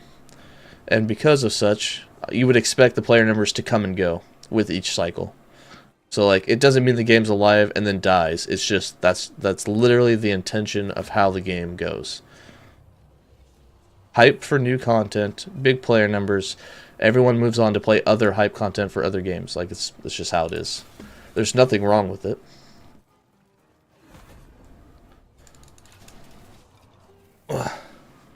Bum, bum, bum. You mean the team is also small to have consistent content and such? Let them cook, to be honest. People just have no patience. Yeah, and with how many games are out there right now, like right now you should have the most patience that you've ever had. There's so many other ARPGs to play that like you don't need content from Last Epoch every 4 months. However, if your game, like the reason I say it, however, is when your game is based on people buying supporter packs and playing the game and being in-game and buying stuff, and that's how you financially support yourself, you obviously probably need content sooner than every 9 months, although I can't speak directly of EHG's financial situation. Like, I have no idea whether they're doing just fine or not, but I would assume you can't, obviously, you can't go years with no new content and no additional funding, and survive. That seems logical, but I have no problem with them taking them time. I don't have a problem with them taking 9 months between patches because I have a job that I have to go work, and I can just take time off later, right? However, that being said, I also understand that when other ARPGs in the same category are releasing stuff every 3 or 4 months, it does ask the question of like, why 9? And you could say they have a smaller team, which compared to GGG they do, and even to Blizzard, but they still have quite a few people. Like, they still have, does anyone know EHG's current team size? Like, is it like 70, 80? I think it was like 70 or 80 people, I think the last time I heard. I don't know what it is as of today. But I feel like, and this is, of course, personal opinion, I still feel like they are perfectly capable of releasing content faster than every 9 months. I don't think they have to do it in order to survive, but I do feel like they're capable of doing it. And I think it will get better as time goes on. And then, obviously you also have to debate the question of how much content comes. There's arguments made. There are these other teams, other people that have rushed new season contents, that their seasons are crap, or that they didn't have very much to do. Was it really a release? Blah, blah, blah. When it comes to like Path of Exile, it seems like Path of Exile every 3 months actually releases huge updates and actual game-changing mechanics. So like, that would be the ultimate goal. I've heard like Blizzard, like if I remember right, didn't Blizzard Season 1 and Season 2 basically have like nothing? Like, they had things they basically should have released at launch. Like, wasn't the first season just like quality of life? I may be wrong about this. I didn't play it, but it's just what I heard in the grapevine. It was like, why are we even calling this a season? In your opinion, it's way better they take their time to release good quality and original ideas rather than try and compete and deliver fast food and unfinished things. And I agree. I agree that obviously you don't want them to release a bugged situation, right? You don't want them to release stuff that's bad. But at the same time, like, you do have to put like a time on it, yeah? Like, I think we can dive back to Wolcen. And Wolcen... Wolcen's one of those examples of took way too much time. So, like, I guess what we're really getting down to here is how efficient are you? I think that's what we're really getting down to, is how efficient are you being? If you look at Wolcen, I think they were probably the most inefficient team that like ever put an ARPG together. Granted that obviously my knowledge is limited and I don't know every ARPG that's ever been developed and not released and blah blah blah, but I feel like Wolcen spent so many years in development and then ended up releasing such a bugged and just a low content release that it just did not work out. So that's kind of like where I draw the line, like, how efficient are you being? And I feel like EHG, and it sounds like I said, as they said in their interviews, they're making new tools like procedural tools for that automatically generate randomized maps and whatnot, so they don't have to manually make all the content. It's really going to help them be more efficient, and I think they could be more efficient than they have been. I mean, this is also like, let's think back to like from Kickstarter to alpha, or from alpha to beta. Let's think about how many times that they've had to redo things in EHG based on not having the right foundation for what they were planning to do later on. Like, I'm pretty sure when they tried to convert the solo game into an online game and multiplayer game, they ran into a ton of issues. And one could argue that may not have been the most efficient way to go about it. But hindsight's always 20/20, yeah? Wilson was to a small company and fluked a game to start, and they couldn't keep it together. Yeah, I don't know the full story when it comes to Wilson. I know Wilson, wasn't it called something else? Wasn't the game going a different direction? They had spent years in development, and then I don't remember if they changed teams or it got bought out. I don't remember the full story and what happened. I just know that when Wilson did finally release, everyone said that it was the death of Ellie, and then it was really the death of Wilson itself from by them releasing the game in the state that they did. It was really a self-sacrifice. You hope they are ready for the server situation, the 17th and the weekend after to handle a big wave of players increase. I'm curious to try the game. Yeah, I think so. One, I'm surprised they actually moved the date from a Wednesday to a Thursday, which I thought was kind of weird, considering that the reason I felt like they were releasing on a Wednesday. There it is, boys. There it is. Hey, hey, hey. It actually dropped. It actually dropped. Level 7. Another fire starter torch. Poof. Oh my god. Every hardcore run. There it is. I didn't even have to cheat it. It's a legit one. It's a garbage one, but it's legit. But anyways, I lost my train of thought on that. What the hell were we talking about? Gift another one. Hey, thanks, Fox. At least you can feel better. Another 10, Jesus. That'll keep us busy. Was there no limit to how many times I can redeem this? Should I be making new characters? Fox is gonna keep me funded for the foreseeable future. Now the deal is closed. All right.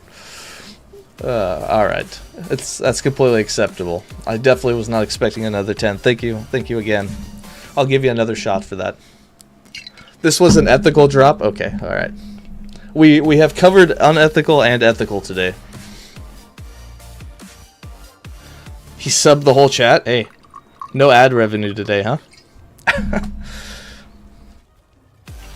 Thanks again, Fox. Cheers, much appreciated. Congrats to everyone who got themselves a sub, and this is for you, Fox, on April 17th when patch drops. This is for me, no matter which build, no matter which class and which mastery that you plan on going. This is so that you get your own fire starter torch before level 10. Cheers, bud. Oh, God, that's so bad. The other 10 were for the builds. Makes sense. Alright, what the hell? I totally forgot what we were talking about. Wilson not releasing great content. I don't know. Subject change. I was too excited over a second fire starter torch. Speaking of which, why are we not running Hungering Souls yet? Let's get Hungering Souls going here. We could be doing better. Bana. Hey, thanks for the follow. Theorisio. Welcome. Thanks again, Fox. Yeah, I lost my whole train of thought. This is exactly what Misha did to me on our last stream with Net. Sidetracked the whole stream. You're very constricted to build since you play on controller. Warlock by far the smoothest for controller, is it? I believe they have some extra controller support coming in 1.2. Yeah, I think I saw that they had a section of the roadmap dedicated to that. I'm curious how much better it will feel. I have a feeling it probably has a lot to do with how skills work, but I guess we'll see.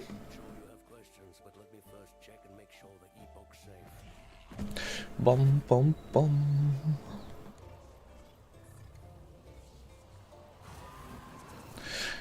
Bum bum bum.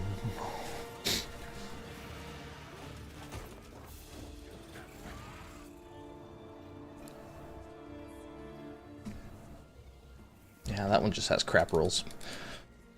I should throw it into the stash tab though, so that we can guarantee to have one on our next character. Support for controller is superb. You've been telling Carve every cycle to so far and report for the controller bugs. Nice. Yeah, I actually haven't heard too many people complaining about controller support. There's obviously probably bugs and whatnot for it. I think what most people have been asking for at this point is I hear a lot of people asking if the game itself is just going to go to console.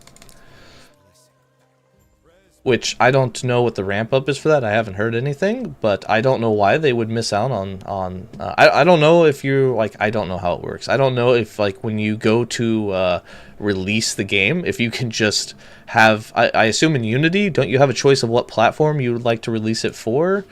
Perhaps it's more obviously complicated than that.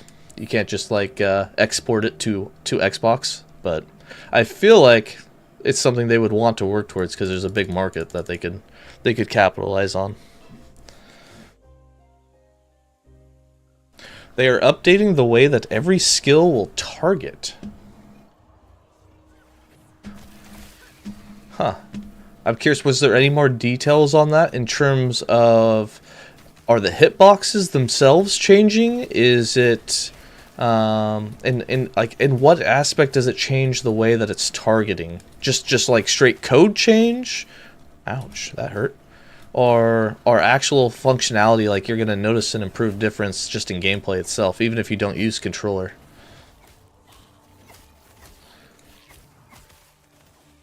I have no survivability here.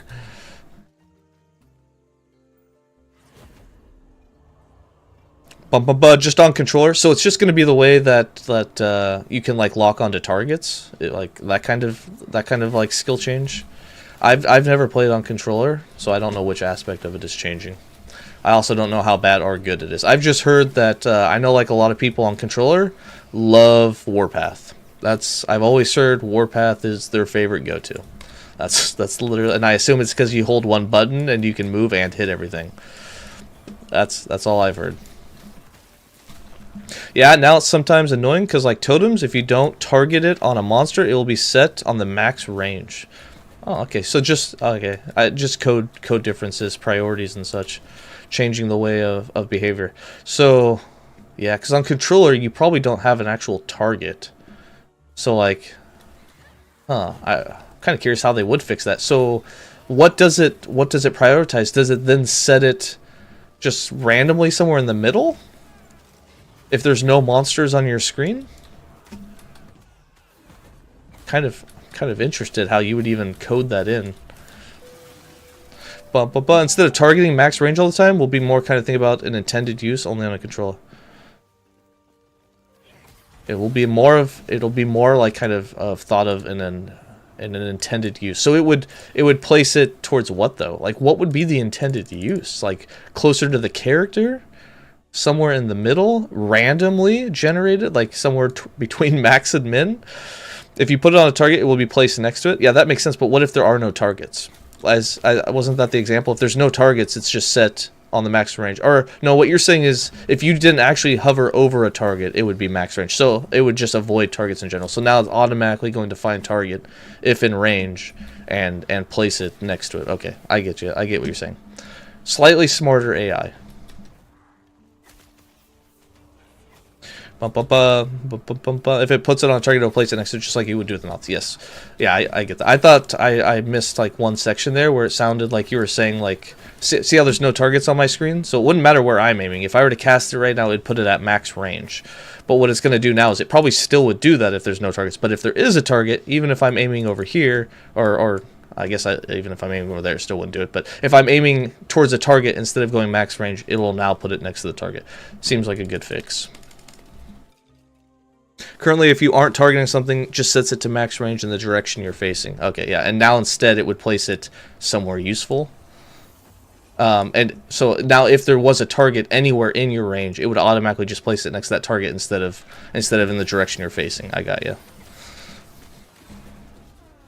Imagine playing a rogue on controller, but a dual rogue that plays with flow, concentration, rhythm, and some shadows combo.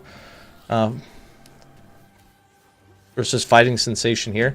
Yeah, I mean I can understand where you're targeting is the main issue. It sounds like if it's something that requires you to have directional targeting, and instead it's just kind of doing random stuff, it would be super annoying. I got you.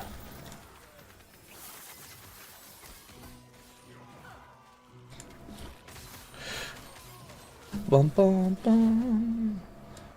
Plus rib blood. It's the second rib blood one we've gotten.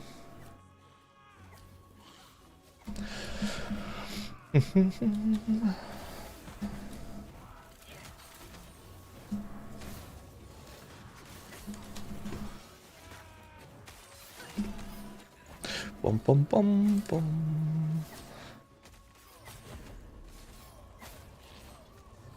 Should probably start putting some points in here. What are we doing? Let's go back for what we wanted before. Actually, you know what? What is this? +2? -2? It's actually a much faster way to get to where we need to go. Let's go with that one.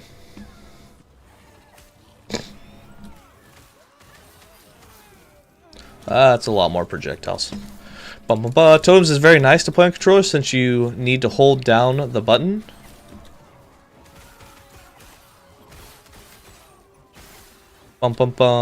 You need to or you don't need to? Maybe I should just play in controller and find out. You know what we did lose? To get your rage back. Oh, okay, I got you.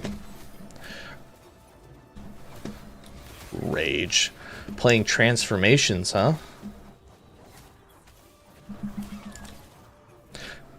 Someone enjoys it. Speaking of transformations, we have not played Werebear or really anything in like a lifetime. It feels like forever. These are all garbage. Sad day. What's up, Hasina? How you doing today? Well, I hope if they change things from other devices that don't change. By the way, I have a question for you guys. When it comes to my camera view, dude, I had to move it because it just kept falling down where it was at. I'm also like, I'm in the process of buying a new one. I guess it's not really, it's a personal opinion, I guess, but I really need to move it back to in front of me because I'm tired of looking at chat on the left, and my camera view I keep forgetting is on the right, so I'm not even facing you guys when I talk to you most of the time. It's really weird. But anyways, device don't change the whole system of targeting to not conflict with the actual gameplay of adding too much bug. Yeah. Give you my build. My build is level. What are we like? Level 8, 9. We don't really have much of a build at the moment. We're just destroying things in the campaign early on. We're gonna be running Abomination later. It's basically going to be a solo Abomination, built around just having a ton of flat melee damage. It's really not complicated. It's a very straightforward minion build. I'll probably base it on a non-decaying version that has the increased attack speed, increased damage per type of minion consumed, and we will have the what is it, like 5 different types of minions in order to have the attack speed, and then just as much flat damage as possible. A permanent A-bomb is basically what we'll be going for. You'll throw on the Dread Shade. You'll throw on the Dread Shade itself. Oh, dear God, gonna die. The Dread Shade should be enough to an Infernal Shade. The Dread Shade will give it a 100% crit chance, so we don't have to build into that. My potion button really needs to be changed. I don't like this hotkey. Oh God, don't die. Don't die. Oh, shiz. Oh, God, we're gonna die. Oh, my God, we lived. We lived.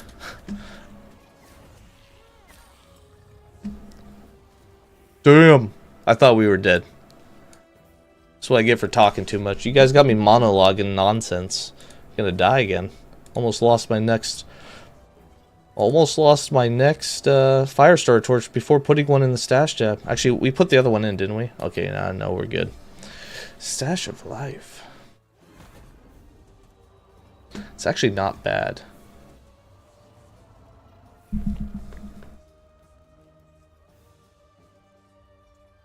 Did we get volatile zombies before we get volatile zombies? Did we just become a potion build?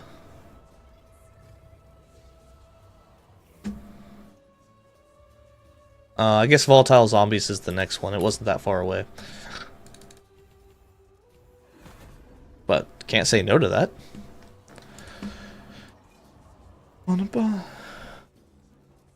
Almost another dead Firestar Torch? Yeah, I know. That was close.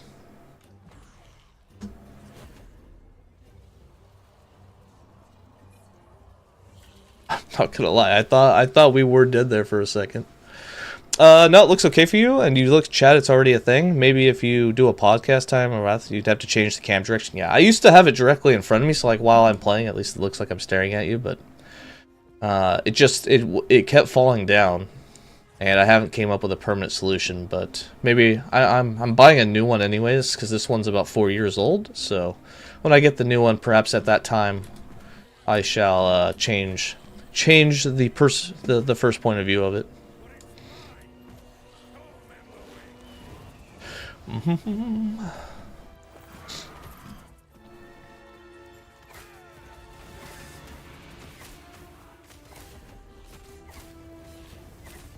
Yeah, those wandering spirits are just destroying it.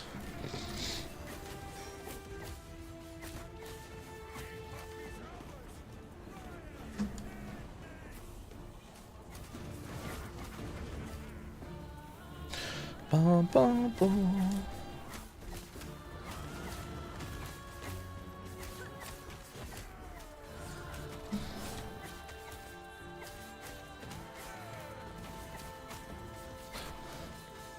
Good work.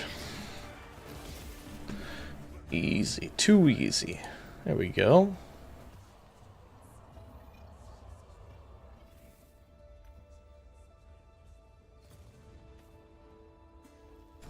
Let's go with a lot of additional health. This one has mana regen. I'm not going to steal that quite yet. Boy, we have a ton of garbage. And obviously this one would be even better. Voila. It's too easy.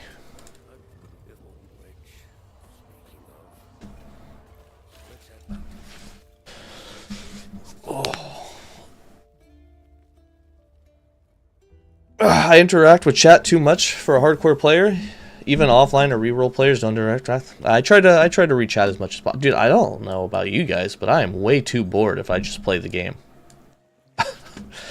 Especially like through chat, like through the campaign. Yeah, I have basically no choice but to interact with chat. Otherwise, I would die of boredom, and you know, any death in hardcore counts. So.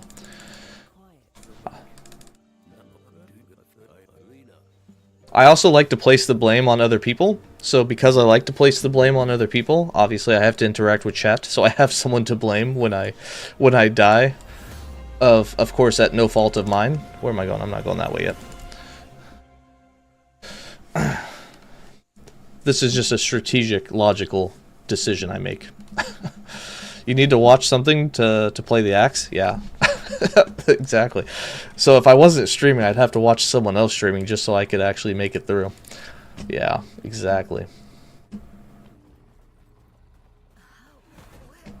Explore my surroundings. Alright, well, will do.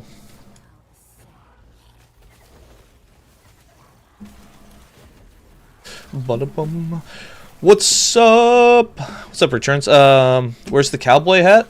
I can't wear the cowboy hat with headphones. Like, it doesn't work. I need. By the way, I don't know if you guys remember. Do you guys remember back when I used to stream 4 or 5 years ago when I was starting out? I had those flashy headphones that like lit up. They changed colors. They were really cool. They were the JBL ones. I spent like $200 on them. I think that might even be more. I spent a lot of money on them. Because obviously I wanted a nice pair of headphones, and then they broke like 6 months after I bought them.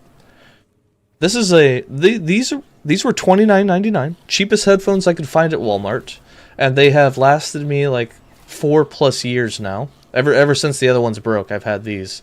Granted that, to be fair, I haven't streamed for like 2 years of that, but they still work, so I can't talk myself into buying a nice pair of headphones. But the whole point of this is I am looking for a new pair of headphones that I would be able to wear that don't take up so much room, so that I could wear such things as the cowboy hat. Bum bum bum. Do I feel that the Ellie campaign is bad? You find it okayish, plus people move to rush on Mana's classic campaign, blah, blah, blah, blah. I like the campaign. Let me rephrase this. The campaign in Last Epoch is good the first time you do it. I have no problem with the campaign in Last Epoch. The campaign in Last Epoch is good. The problem is no matter how good something is, you don't want to do it a bazillion times. Even my favorite movie, my favorite movies, I can't watch, more than once a day. Like, I can't watch them multiple times in a week. I have to have a little bit of a break. That's my only problem with the campaign, is that it's the exact same, and you can't bypass it. But the campaign itself is good. AirPods, I have a set of Bose Bluetooth, but here's the problem with Bluetooth, is they're connected by Bluetooth, which I'm worried will have some sort of error, will drop or just be laggy, latency, whatever. So I'm kind of worried about that. The other problem is they're battery powered, and I'm afraid that at some point during the stream that they would die. That's the only reason I haven't gone cordless. I'm a little worried about that. Yeah, you have to take into account that you have some game time in Last Epoch. Yeah, there's no I like the campaign. I just don't like doing it 100 times or every time I make a character. That's the only problem. I like the fact that they did these dungeons in order. So here's the other problem. They created these dungeons, and by creating these dungeons, you could bypass the campaign, but you can only bypass the campaign if you have the keys. So this only works for people who are replaying the campaign on alts that are in the same game mode. And if you're playing seasons, you would then have to play the campaign anyways, at least on the first character that you do. And depending on game mode, like us, playing hardcore, dying during the campaign, means we're going to have to still do it several times. So, it's kind of it's a weird... I kind of feel like Diablo did it a little bit better with their adventure mode.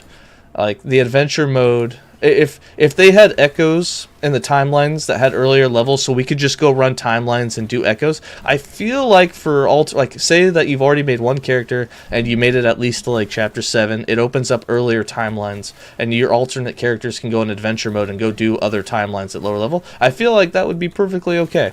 I would be so much happier with that. Yeah, the dungeons are super good too. Yeah, the dungeons are great. The problem I have is that you have to have the keys for them, and if you're playing hardcore solo characters, or any solo account character, or not solo account, but solo self-found character, that you wouldn't have access to keys from, it wouldn't be considered an alternate character. So you would still have to go through the campaign, even if you've done it on every solo found character you've done. That's why adventure mode I feel like would be alright. But it's success if campaign not easy to beat as a fresh solo self-found hardcore, I guess. Yeah, if you do a solo character found character, it would it's obviously difficult. But again, the dungeons become irrelevant unless you happen to be very lucky and find a key in the campaign for that specific dungeon to beat it. But then again, you also have to question at that point, since it is a solo self-found account, will you even be properly geared to be able to take on such dungeon without dying? Assuming you were doing hardcore. Softcore, I guess it's whatever. But if you die in a dungeon, you'd still have to go find another key. It is what it is. I don't mind doing the campaign. It's not a big complaint of mine. Like I said, I'd rather they focus on the end game than an adventure mode or anything else. So I don't have a big gripe with it. I just feel like I've done the campaign way too many times. Bum bum bum. The solo account is shared. Yeah, so the solo self-found character, you do the campaign over again. If you did a solo account found, then yes, your other characters could have found keys allowing you to bypass it. Bum bum bum.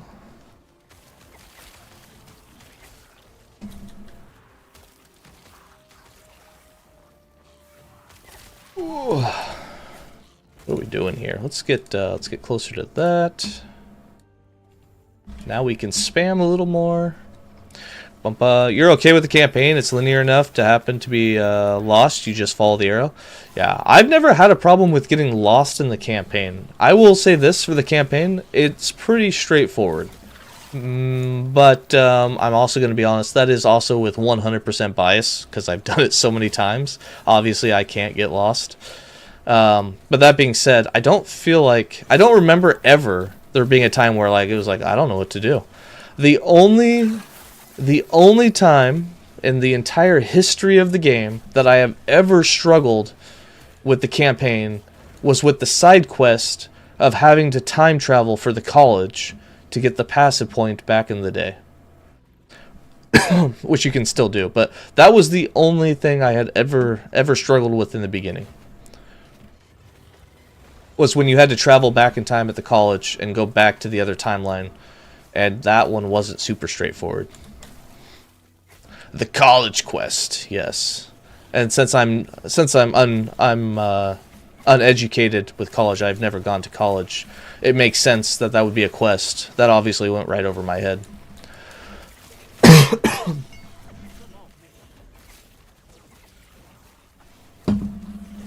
Yeah, F that quest. I actually like that quest. I like that quest in terms of like when I look at it, when I look back to it, that quest was actually one of the more epic quests. Because of like the story of it actually made sense. You know what I mean? Like of I'll be honest, there's a lot of quests in Last Epoch where I'm kind of like, what? Like, what am I doing? Why am I doing this? The college one is probably one of the only ones that makes the most sense for what you're doing. It's just knowing what you're supposed to do is it wasn't brought to you in a way to find easily. You had to use a little bit of brain power. Which when there's a lot of other things and you're a new player in the game, obviously it doesn't always click, right? The moon and sun you had to find was also a nightmare. If I remember right, when they first did that quest, there's arrows, right? They put arrows. So when you're in the center and you have the portal and what's her face comes out and talks to you, doesn't it highlight both doors and tell you to like find the sun and the moon? So at least you know you're supposed to like go out in those areas and look. I mean, I can see how they're confusing, and now you just bypass them. But I think they changed that to where like you could at least figure it out eventually. The problem with the college one was that there was no highlight. You didn't know you had to go into your map system and then look for a different timeline to know that's where you had to go, unless you actually read the dialogue and put it together. Well, how important is resistance, penetration, and armor shred in the game to deal damage? Is it just an extra thing or something as important as more modifiers? They are just as important as more modifiers. That's it. You don't have to have armor shred on a build, and you don't have to have penetration of whatever resistance that it is that you're doing damage of.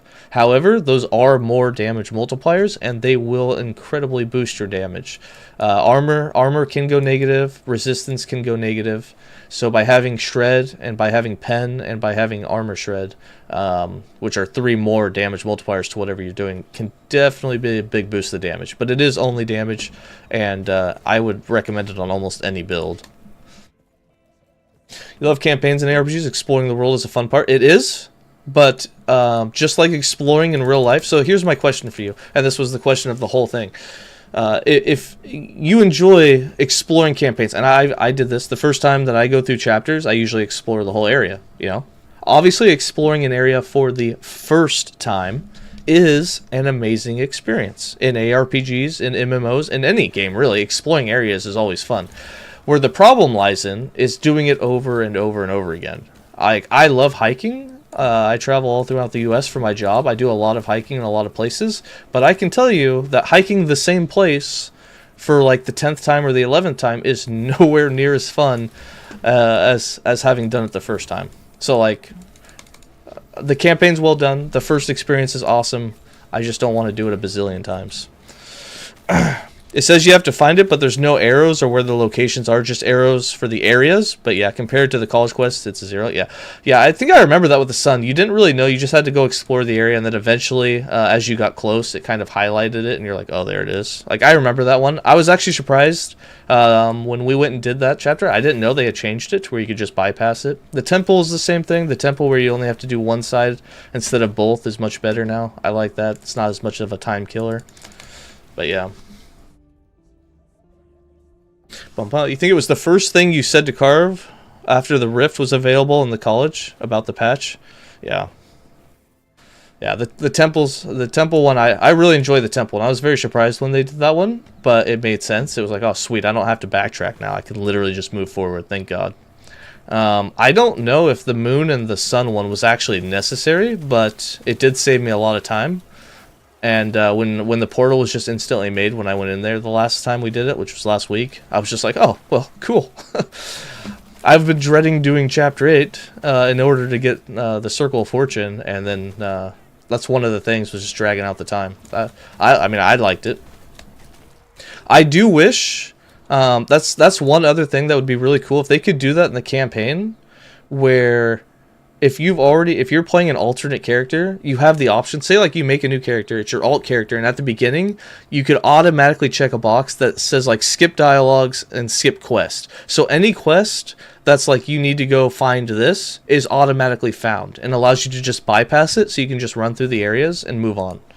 That would be really cool. I mean, there's not a whole lot of areas where you actually have to find things in the game, but it would be cool if you had more of a fast pass, if you will, through the game. Yeah, out of here, gotta go. Really like the stream vibe, keep up. Hope we get some more LE time coming. Yeah, I'll be streaming every day again until the patch drops. I'm back from work. Since they delayed the patch by 2 weeks, I may go back and work another week, like in early April, but I'll be here again tomorrow. Thanks for hanging out. I'll see you, man. That could be a thing, yeah. I don't know. I'm trying to think of like how many times you actually have to collect things. It may not make a huge difference, but like, I guess the other way you could look at it is like it'd be cool if on alternate characters it automatically completed all side quests for you. So all you had to do was the main campaign, and side quests were automatically because I know for me that would speed up a lot of the leveling process. Especially like before Edoras Temple, you have some side quests like through the caves and whatnot for the passive points. But yeah, I don't know. I guess it depends. I don't know. Either way.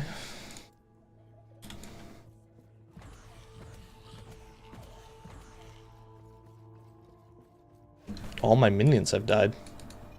We're not even paying attention.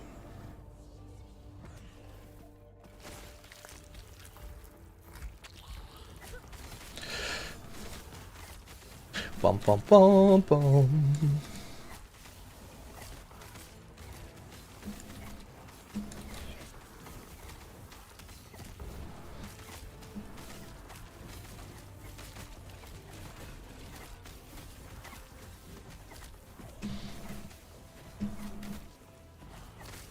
Uh-oh.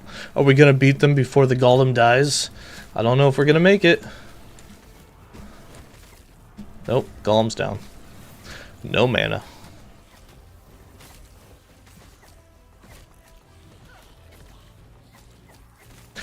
On the flip side, people getting the monos in a little over an hour, so it's well worth it making such an available. Yeah, I mean, that is one benefit. I mean, there's like, I don't know, there's kind of two ways to look at it. People that speed run, yes, can make it to the monos in an hour, and they've obviously practiced the game. You obviously don't speed run like that on your first chance.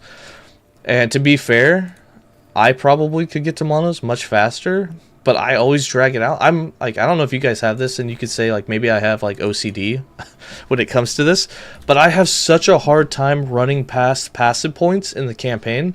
Like I have to do the side quest. It's like I don't want to come back later. I'm gonna do all the quests now and just take my time.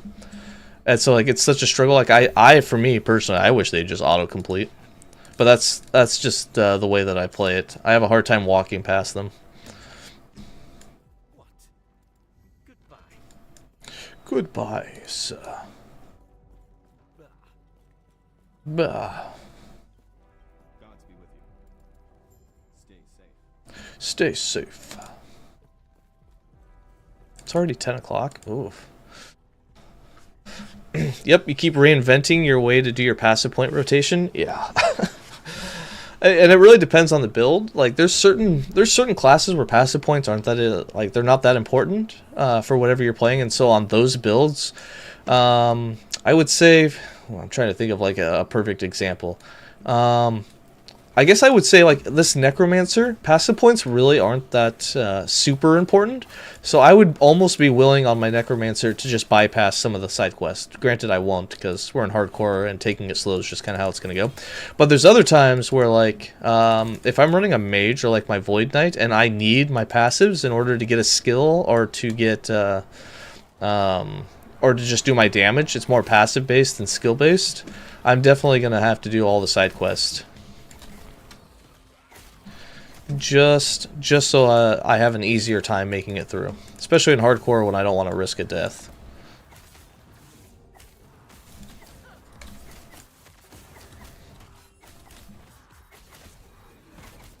Ouch.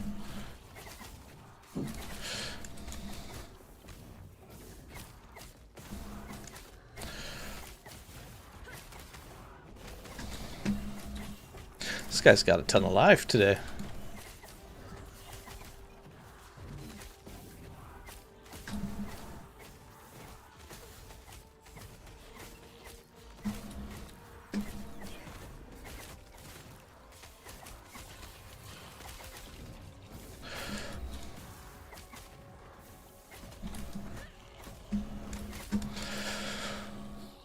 Bum, bum, bum, bum. 54 ward decay.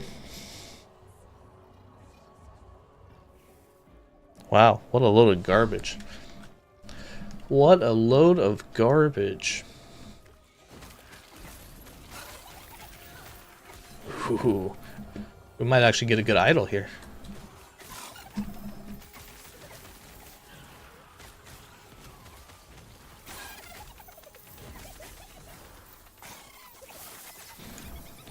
Bum, bum, bum, bum, bum. What do we get here? We got minion fire damage. A little fire damage for us would be nice.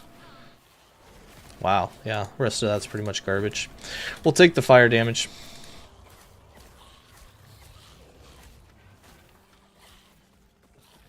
Lame. You just take your time for the axe. You don't want to get in this annoying situation with 0 res and having to play super defensive. Nope, I feel that. I do that a lot in hardcore. I have a huge problem in hardcore with if I go too fast. I do this a lot in softcore too. I've rushed too fast in softcore, and then you just start dying over and over again. It's like embarrassing, and it feels really bad. So I get that. That's another reason why I will just explore the campaign. But at the same time, I don't feel like that means the campaign's necessary. It's like, why not? Like, I would love an adventure mode where I could just go do timelines and find plenty of gear, but just have lower level timelines to where you're not risking death as much. Like this, I mean, that's the main reason why people won't push chapters 7 and 8 and beyond is because, I think most people do chapter 7, but you don't push chapter 8 and 9 because you could easily just go into the first timeline and get way better gear, way faster, level up faster. Like, everything's just easier at that point. Bum, bum, bum, bum.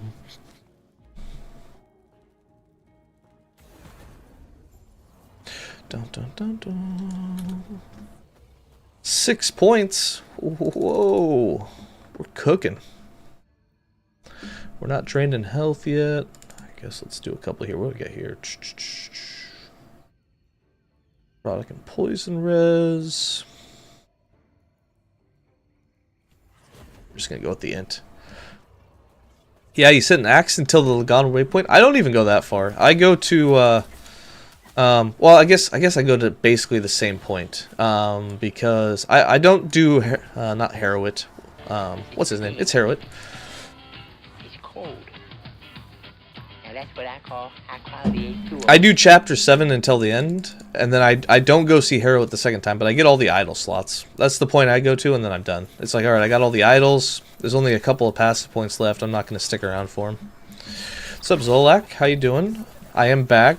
Zolak had very, very low faith in me being back today. Here I am. I did come back after all. Yeah, I am here. If only, I mean, I am leaving, so I will only be back today. I'm actually leaving today to after stream to go do another work trip. But I'll be back eventually. I'm just joking. I know that you're gonna be like, "Oh fuck, I knew it." I'm joking. That's a joke. I'm not really leaving. I'm here till patch. With the changes to side quest and recent patches, we actually get all the passives way early.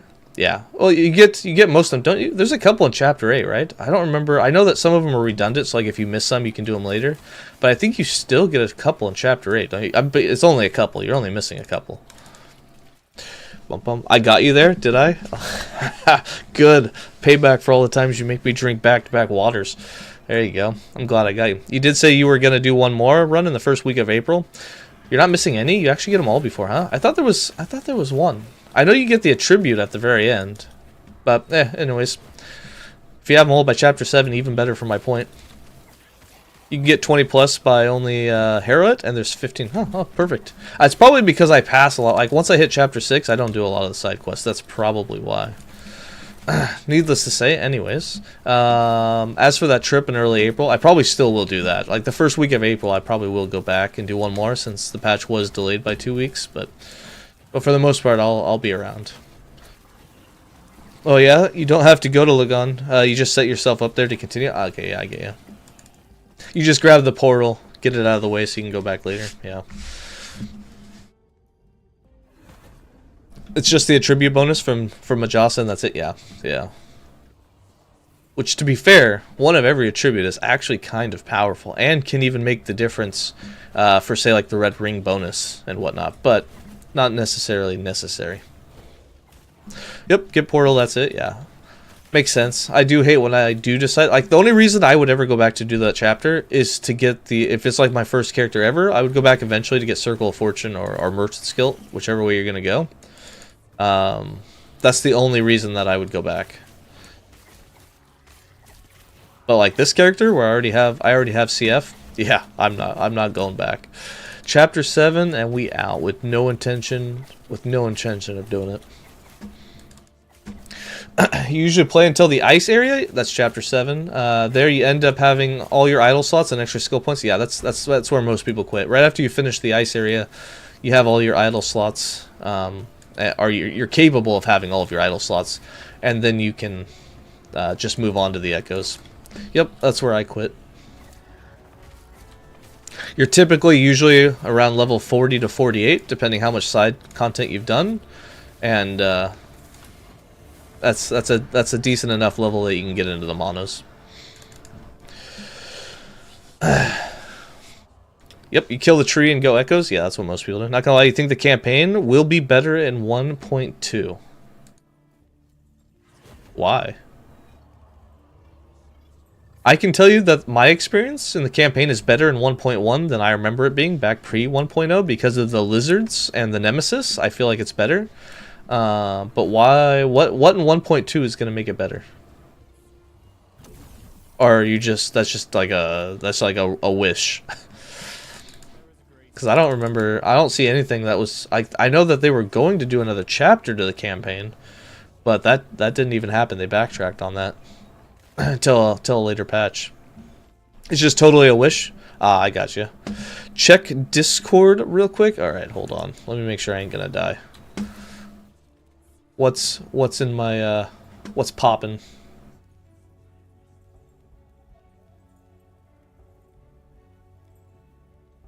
Oh, yeah. Yeah, I don't think that I still don't think that there will be a huge I think the campaign's still going to be the campaign. With that being said, in the future, if they do rework areas in the campaign, I really do hope that there's some boss fights in the campaign specifically that I would really love to see changed. Like, I don't know how many times you guys have fought the first Zarek, but my god, I would really love a new Zarek fight. Bum bum bum bum. It will definitely be the campaign. Didn't say something about new procedural dungeons or something? Yeah, so in the interview when they talked about the new tools that they have in the game to make things faster, that's the procedural content. So I'm not a game developer. I don't know how this works, but basically what they said in the interview is they have the tools to make procedural content now. So basically, the tombs and the cemeteries, the new content coming is going to be randomly generated with a tool, which means they don't have to manually make all the maps. Like every one of these campaign maps, they designed by hand, and they have tools now to not do that. And then I think they talked about, if I remember in the interview, I think they even mentioned that they're hoping in the future that they could apply that technology to the current, like what's already in the game. But I don't think they're doing that anytime soon. I think that's like a wish, so that you would have like randomly generalized maps when it comes to the campaign, maybe someday down the road. It will have tone. God, I keep saying. What do I keep saying? The word is tombs. Okay, I keep saying tombs. It's It's tomes. Wow, dude, I am so bad with this. Tomes. It's tomes. I keep saying tome. I don't even know anymore. I'm done. Jesus Christ. I'm so done with that word. It's tombs, not tomes, right? It's tomes, right? No, it's tomes. It's not Jesus Christ. I'm done. I'm absolutely done with this. Forget it. There's tomb and there's tome. Tums. It's a tomb. Tomb? It's a tome. I keep saying tomes. It's tombs, right? Or am I backwards? It's tombs. It's tomes, not tom. Dude, I don't know. I know one of them is the book. I know one of them is the book in Warcraft 3 that powers you up. That's a tome, right? A tome is like a relic that powers you up, yeah? A tomb is a grave site, right? If I still just say crypts, yeah, just go crypts. It's the ooh, as in two, bro. You'll get it one day. Whatever. Someday maybe. Thorn Slinger. This is you with English language every day. English is screw English. Have you guys seen those clips? Have you guys seen those shorts with the guy that he has? They have a word. And every letter is divided where they can flip a script. And they have the word like, geez, what's the word? You have like the word read. And then the word is also read. And like they pronounce it differently. But then you can flip like one letter. And so like read would then be like, what's like, I don't even know. Like you have like right. God, I can't even think of it off the top of my head. But basically, you would think you're going to pronounce it in a rhyming sort of way, but then it turns out you can't do that. That's not how it's actually pronounced. It means a whole different word. There's a lot of English words that do this. With the home and comb, yeah, that guy. I don't know his name. I've watched the shorts a few times, but yeah, home and comb. Comb is definitely, and then I think he has the word bomb in there as well. He has the word bomb, home, comb. There's a few others, but every time you would think it's going to rhyme, and that's not how English works. It's completely pronounced a different way. And so, like, it's just like, who knows anymore? Just pronounce it however you want. You already said tomes or a book? Yes. Okay, tomes are the book. Tomes are the relic in Warcraft 3 that you pick up for a power-up. And tombs are the things that we're about to dive into in Season 2. Okay, tombs. This is a tome. Yes, this is a tome of invasion. Tomb. I think I got it. You know what? You know what's going to help me remember? Another shot of Fireball. This one? Yeah.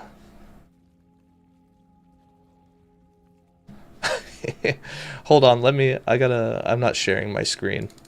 This is totally me.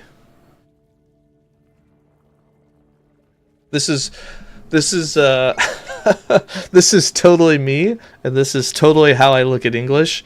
And whenever somebody comments on one of my videos and tells me I'm mispronouncing a word, this is what always comes into my mind. Make sure you guys can hear this. What's this, gang? Bomb. B-O-M-B, bomb. T-O-M-B, Tom? No, that'd be too easy. You'd learn that and run outside and play. That's tomb. Cheers. If that's tomb, is that boom? No, that's Bob. That's Tomb. That's Comb. Use your brain. Figure this out. C-O-M-B, Comb. P-O-M-B, Poem? No, that'd be too easy. Poem is P-O-E-M. Okay, P-O-E-M, Poem. Use your brain now. H-O-E-M, home? Sit back down. Home is H-O-M-E. All right, H-O-M-E, home. S-O-M-E, some. No, that's some. S-O-M-E, some. N-O-M-E, numb? No, numb is N-U-M. Can you believe it? B. The whole damn thing's dumb. Oh my god. Yeah, those are the ones. Bread, yeah, there's so many of them that are like that, and dude, it cracks me up. But that's my main problem I have. I also don't look at the word. I just straight up I just make shit up. That's English for you? Yeah. That's English for you. Oh. Oh well, what's a guy to do? Now, I can't use, to be fair, he's using words that are usually typically spelled very similar and just sound different. So I can't use that in my defense when it comes to like words. Like there's a lot of nodes inside of skill trees. Or nodes, whatever. I don't know, it's another one. I'm not even going to get into that. But there's a lot of words that in there that they have very weird words, and those I just don't sound out correctly. I have no defense for that. That's just me not reading the word and even trying to sound it out. That's just like going for a straight up guess.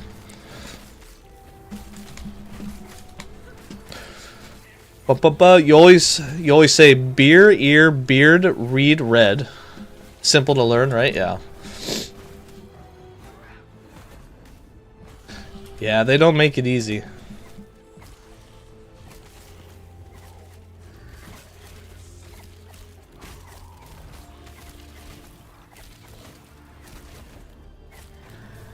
I have no mana for this.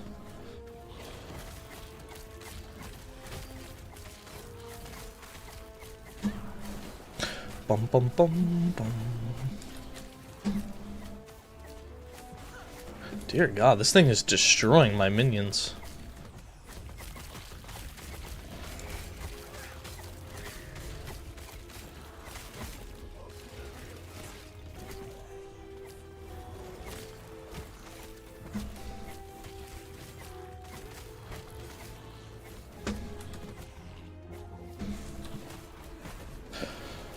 Bum bum bum bum. There we go. We got ourselves some zombies. Void's power. So much for their mighty elder. Bum bum bum bum.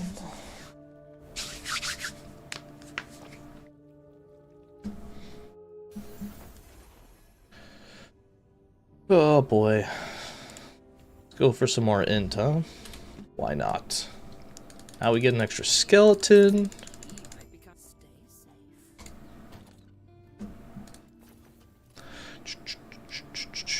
We can do bleed on hit. You know what? Actually, I don't mind that one at all. Since we haven't used the zombies or the potions at all, I'm just gonna go for that one. Why not? Ooh, I do have a Weaver's Will. More spell damage to low health enemies. We get attack speed, cast speed, all attributes. That's a steal. I actually want to level. Come on, I'm gonna level that one up. And what's this one got? 12 Weaver's Will. That's garbage. That's later. I don't think we have anything else of use in here. Let's just go grab our mastery, call it a day.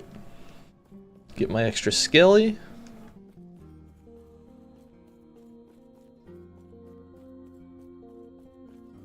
Bum, bum, bum.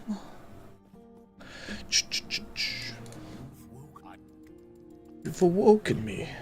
Eyes and focus on the wish to wield as I haven't played Warlock in forever. Like, I'm actually tempted to play Warlock again. 4% more damage per curse, and you get fire and necrotic resist.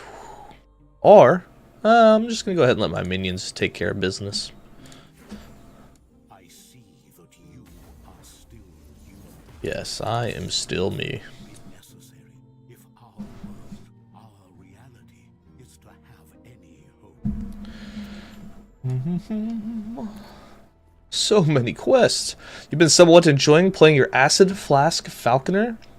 Nice. Let me know how it goes into like the end game. I'm curious how that feels. I assume leveling up it would feel really good, but I'm curious what happens as you get towards empowered.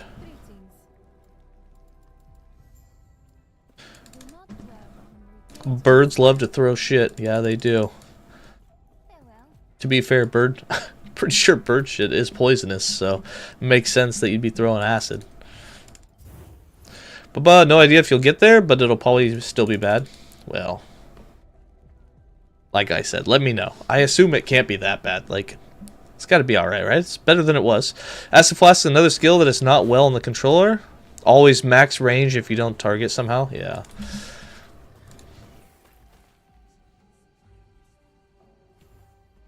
Bum, bum, bum, bum. I assume... I'm trying to think of other skills, like with the way that you've described the way that it works. Other skills that would be really bad on the controller sound like it would be, how does Elemental Nova do on like the mage? I assume you have AoE, so it probably doesn't feel anywhere near as bad. But you do have to target, and it moves. So, like, does Elemental Nova automatically target the nearest enemy, or does it just, like, outside range, just hit the outside and just kind of go off screen? You use the fire version flask, you abandon the build, it wasn't that good, maybe pure poison is better. I think it just does such low damage and ailments are kind of lagging that I don't know if you're going to get an end game build out of it. You don't know, not really a Source player, I feel like.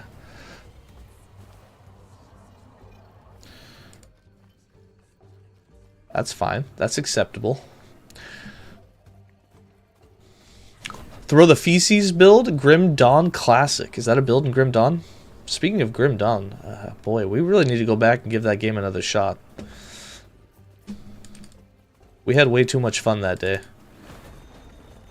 Yep, for leveling it was decent, but definitely not empowered. Yeah, I know that for leveling most people enjoy it or have enjoyed it, but yeah, it falls off pretty hard. And I think that completely has to do with the way that you scale damage with it, which poison well, me personally, this is my personal experience, it could be different and I haven't played everything, but I feel like ailments in the early game, especially during the campaign, are way overpowered. I feel like ailments just straight up destroy, and then they just completely fall off the moment you get into monos. I'm not saying that there's no builds in the game that are good ailment builds at the end, but I find it hilarious that I can run around with just a couple of stacks of, say, bleed, poison, with the Firestar Torch, flaming, spreading flames. I can run around with just 1 or 2 stacks and destroy everything, or I can get into the end game and do empowered bosses and be able to put 1,000+ stacks on the enemy, and it still feels like I'm doing no damage. Like, it's I feel like there's a weird scaling mechanic that comes in. Only bleed builds are somewhat good, yeah, and the key point there is somewhat. Like it's crazy that you can put 1,000 stacks on an enemy and it still like feels iffy. Yeah, there's a build in Grim Dawn. Let your character throw feces at enemies to deal poison damage. Never played it. Not sure how good it is. Sounds interesting.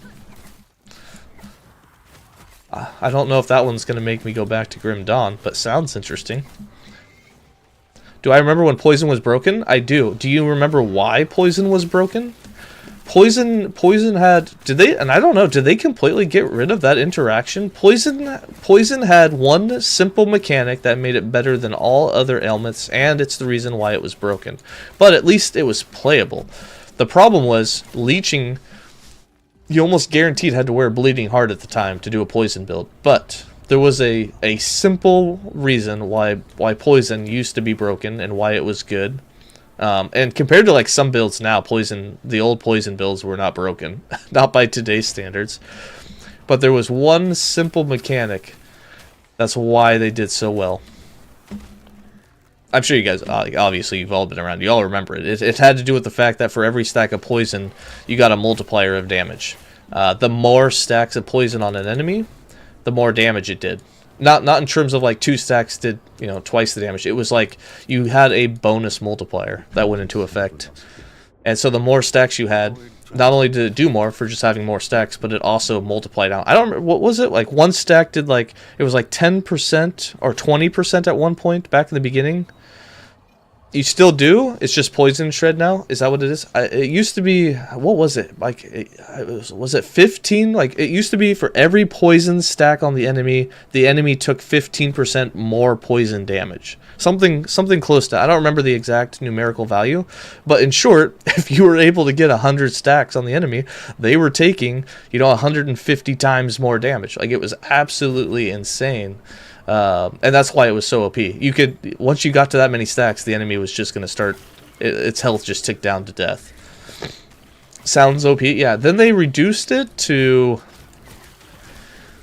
what did they reduce it down to? It used to be like 10 or 15. They reduced it down to 7. And then I think it got changed to where you get Poison Shred now. But doesn't Poison Shred have a limited number of stacks? Aren't you only allowed to have like 20 stacks? So like, not only did it get changed, but now it's hard capped. So that's when it was kind of the, like, poison was kind of no longer used at that point. Let's go with, I don't know. Let's just bum bum bum.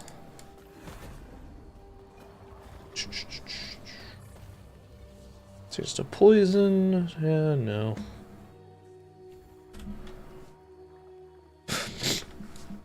Fail? Oh well, you'll be right back. Yep, no worries. We'll be here for at least a little while. I gotta take my daughter to a ortho appointment here soon.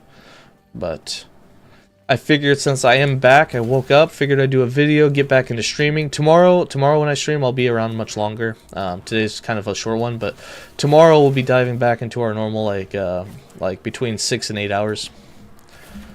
And then obviously as we get closer to patch, we'll get back towards our 10 to 12, but I really don't want to burn myself out beforehand. I really want to enjoy the new patch.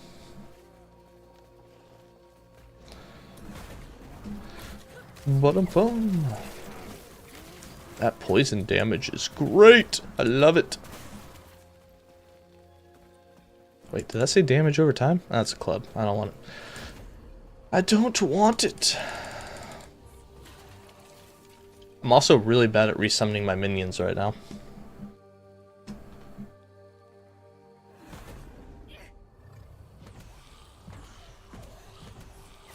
One more passive. Oh, we can finally build into the Necromancer. Yes. More minion damage, please.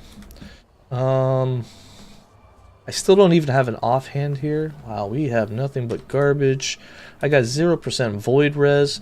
Let's get a little void res going. Just to make sure that I do not die here. Wow, 15 FP on the first one. That was amazing. That felt splendid. That felt so good. That was awesome. Please do it again to me.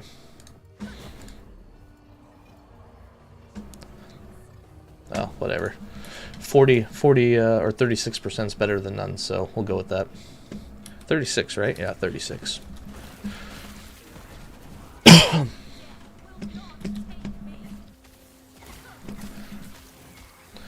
Bum, bum, bum. If you tried Grim Dawn and couldn't get into it, try the Grim Dawn League mode. It's a community mode that adds seasons to the game. Over the years, they added so much improvements to the base game. Yeah, I've heard the modes are a lot of fun. It's not that I couldn't get into Grim Dawn. When I played Grim Dawn, we had some downtime. I think we played it like 3 years ago.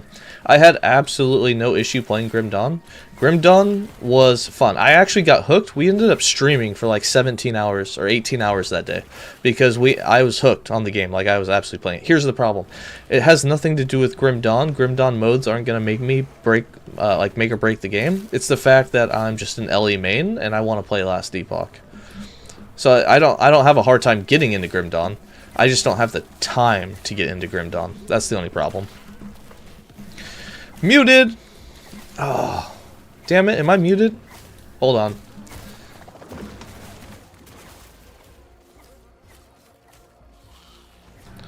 Let me fix it.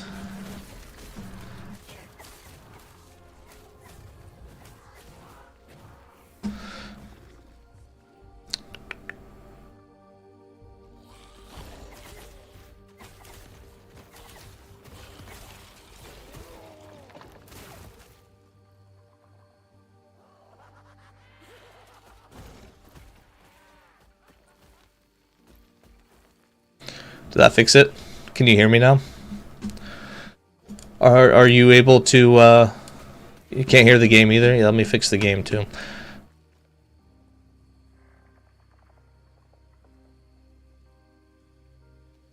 Hopefully that fixed it. Maybe, maybe not. Let me know. I have one other trick to try.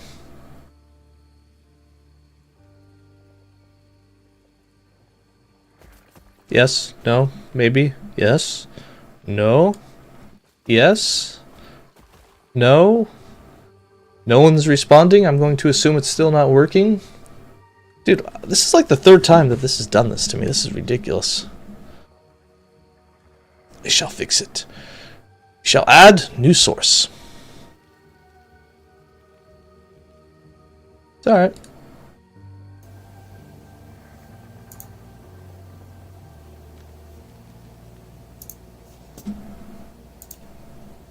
That's actually a bad idea. Don't do that. Don't do that.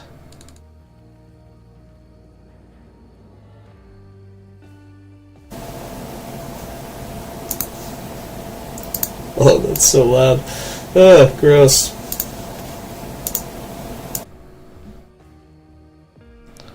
Did that fix the problem? Can you hear me now? Fair enough, do you hear me? Yeah, YouTube keeps working, but for some reason Twitch cuts my sound out. This is not the first time it's done this. I'm hoping it's fixed. Maybe it's on Twitch side and it just needs to be given a moment. Hopefully it's fixed. I don't know. I redid the sources.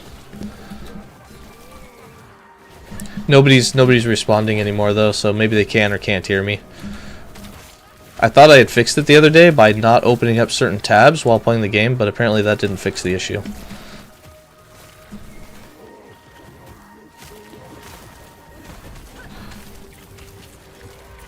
We're gonna have to do something new.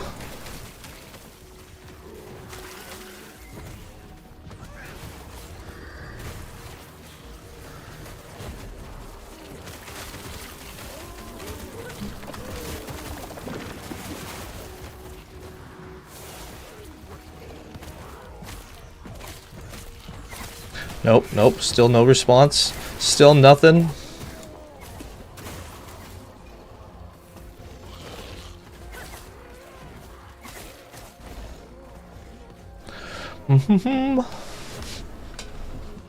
Still nothing?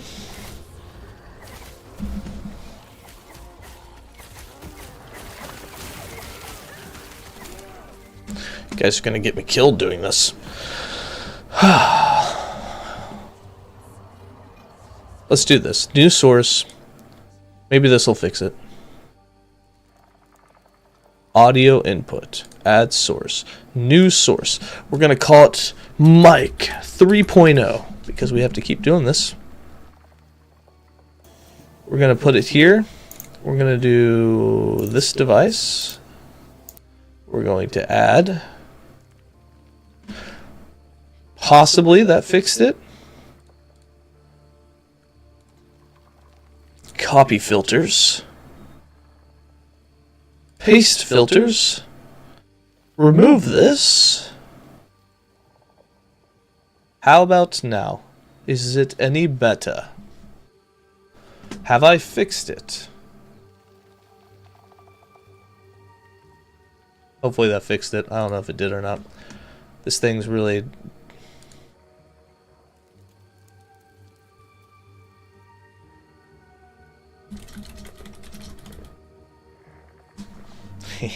There we go.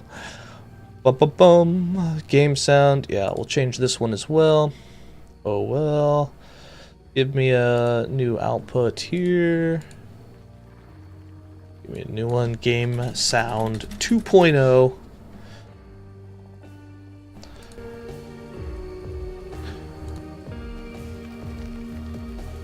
Is it fixed? Still not fixed?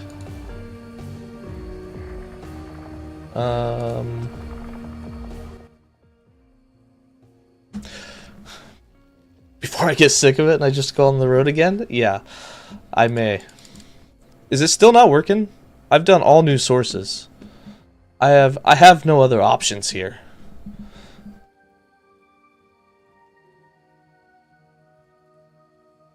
Okay, if it's still not working, I don't know. It tells me it's working. Let's do this.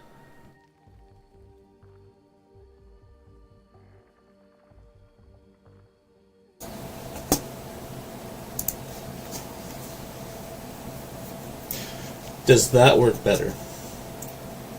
Ow, that's painful. No, we're not doing that. We're getting off of the headset. No way, Jose.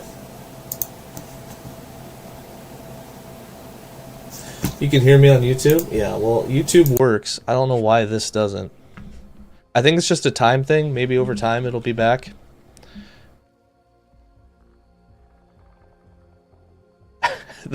That sounds awful. All right, well, I changed it back. I think it's on Twitch. Twitch. This isn't the first time it's happened, and everyone said after a few minutes that it came back on Twitch. I'm gonna give it a few more minutes. Twitch can suck it.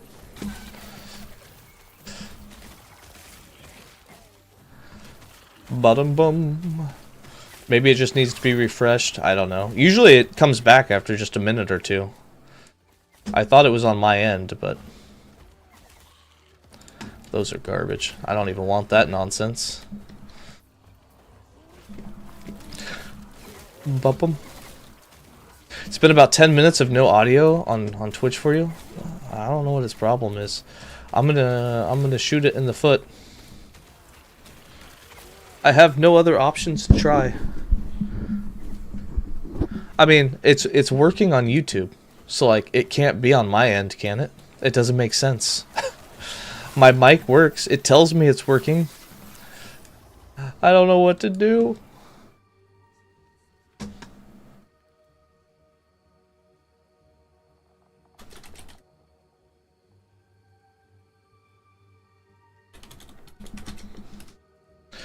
I could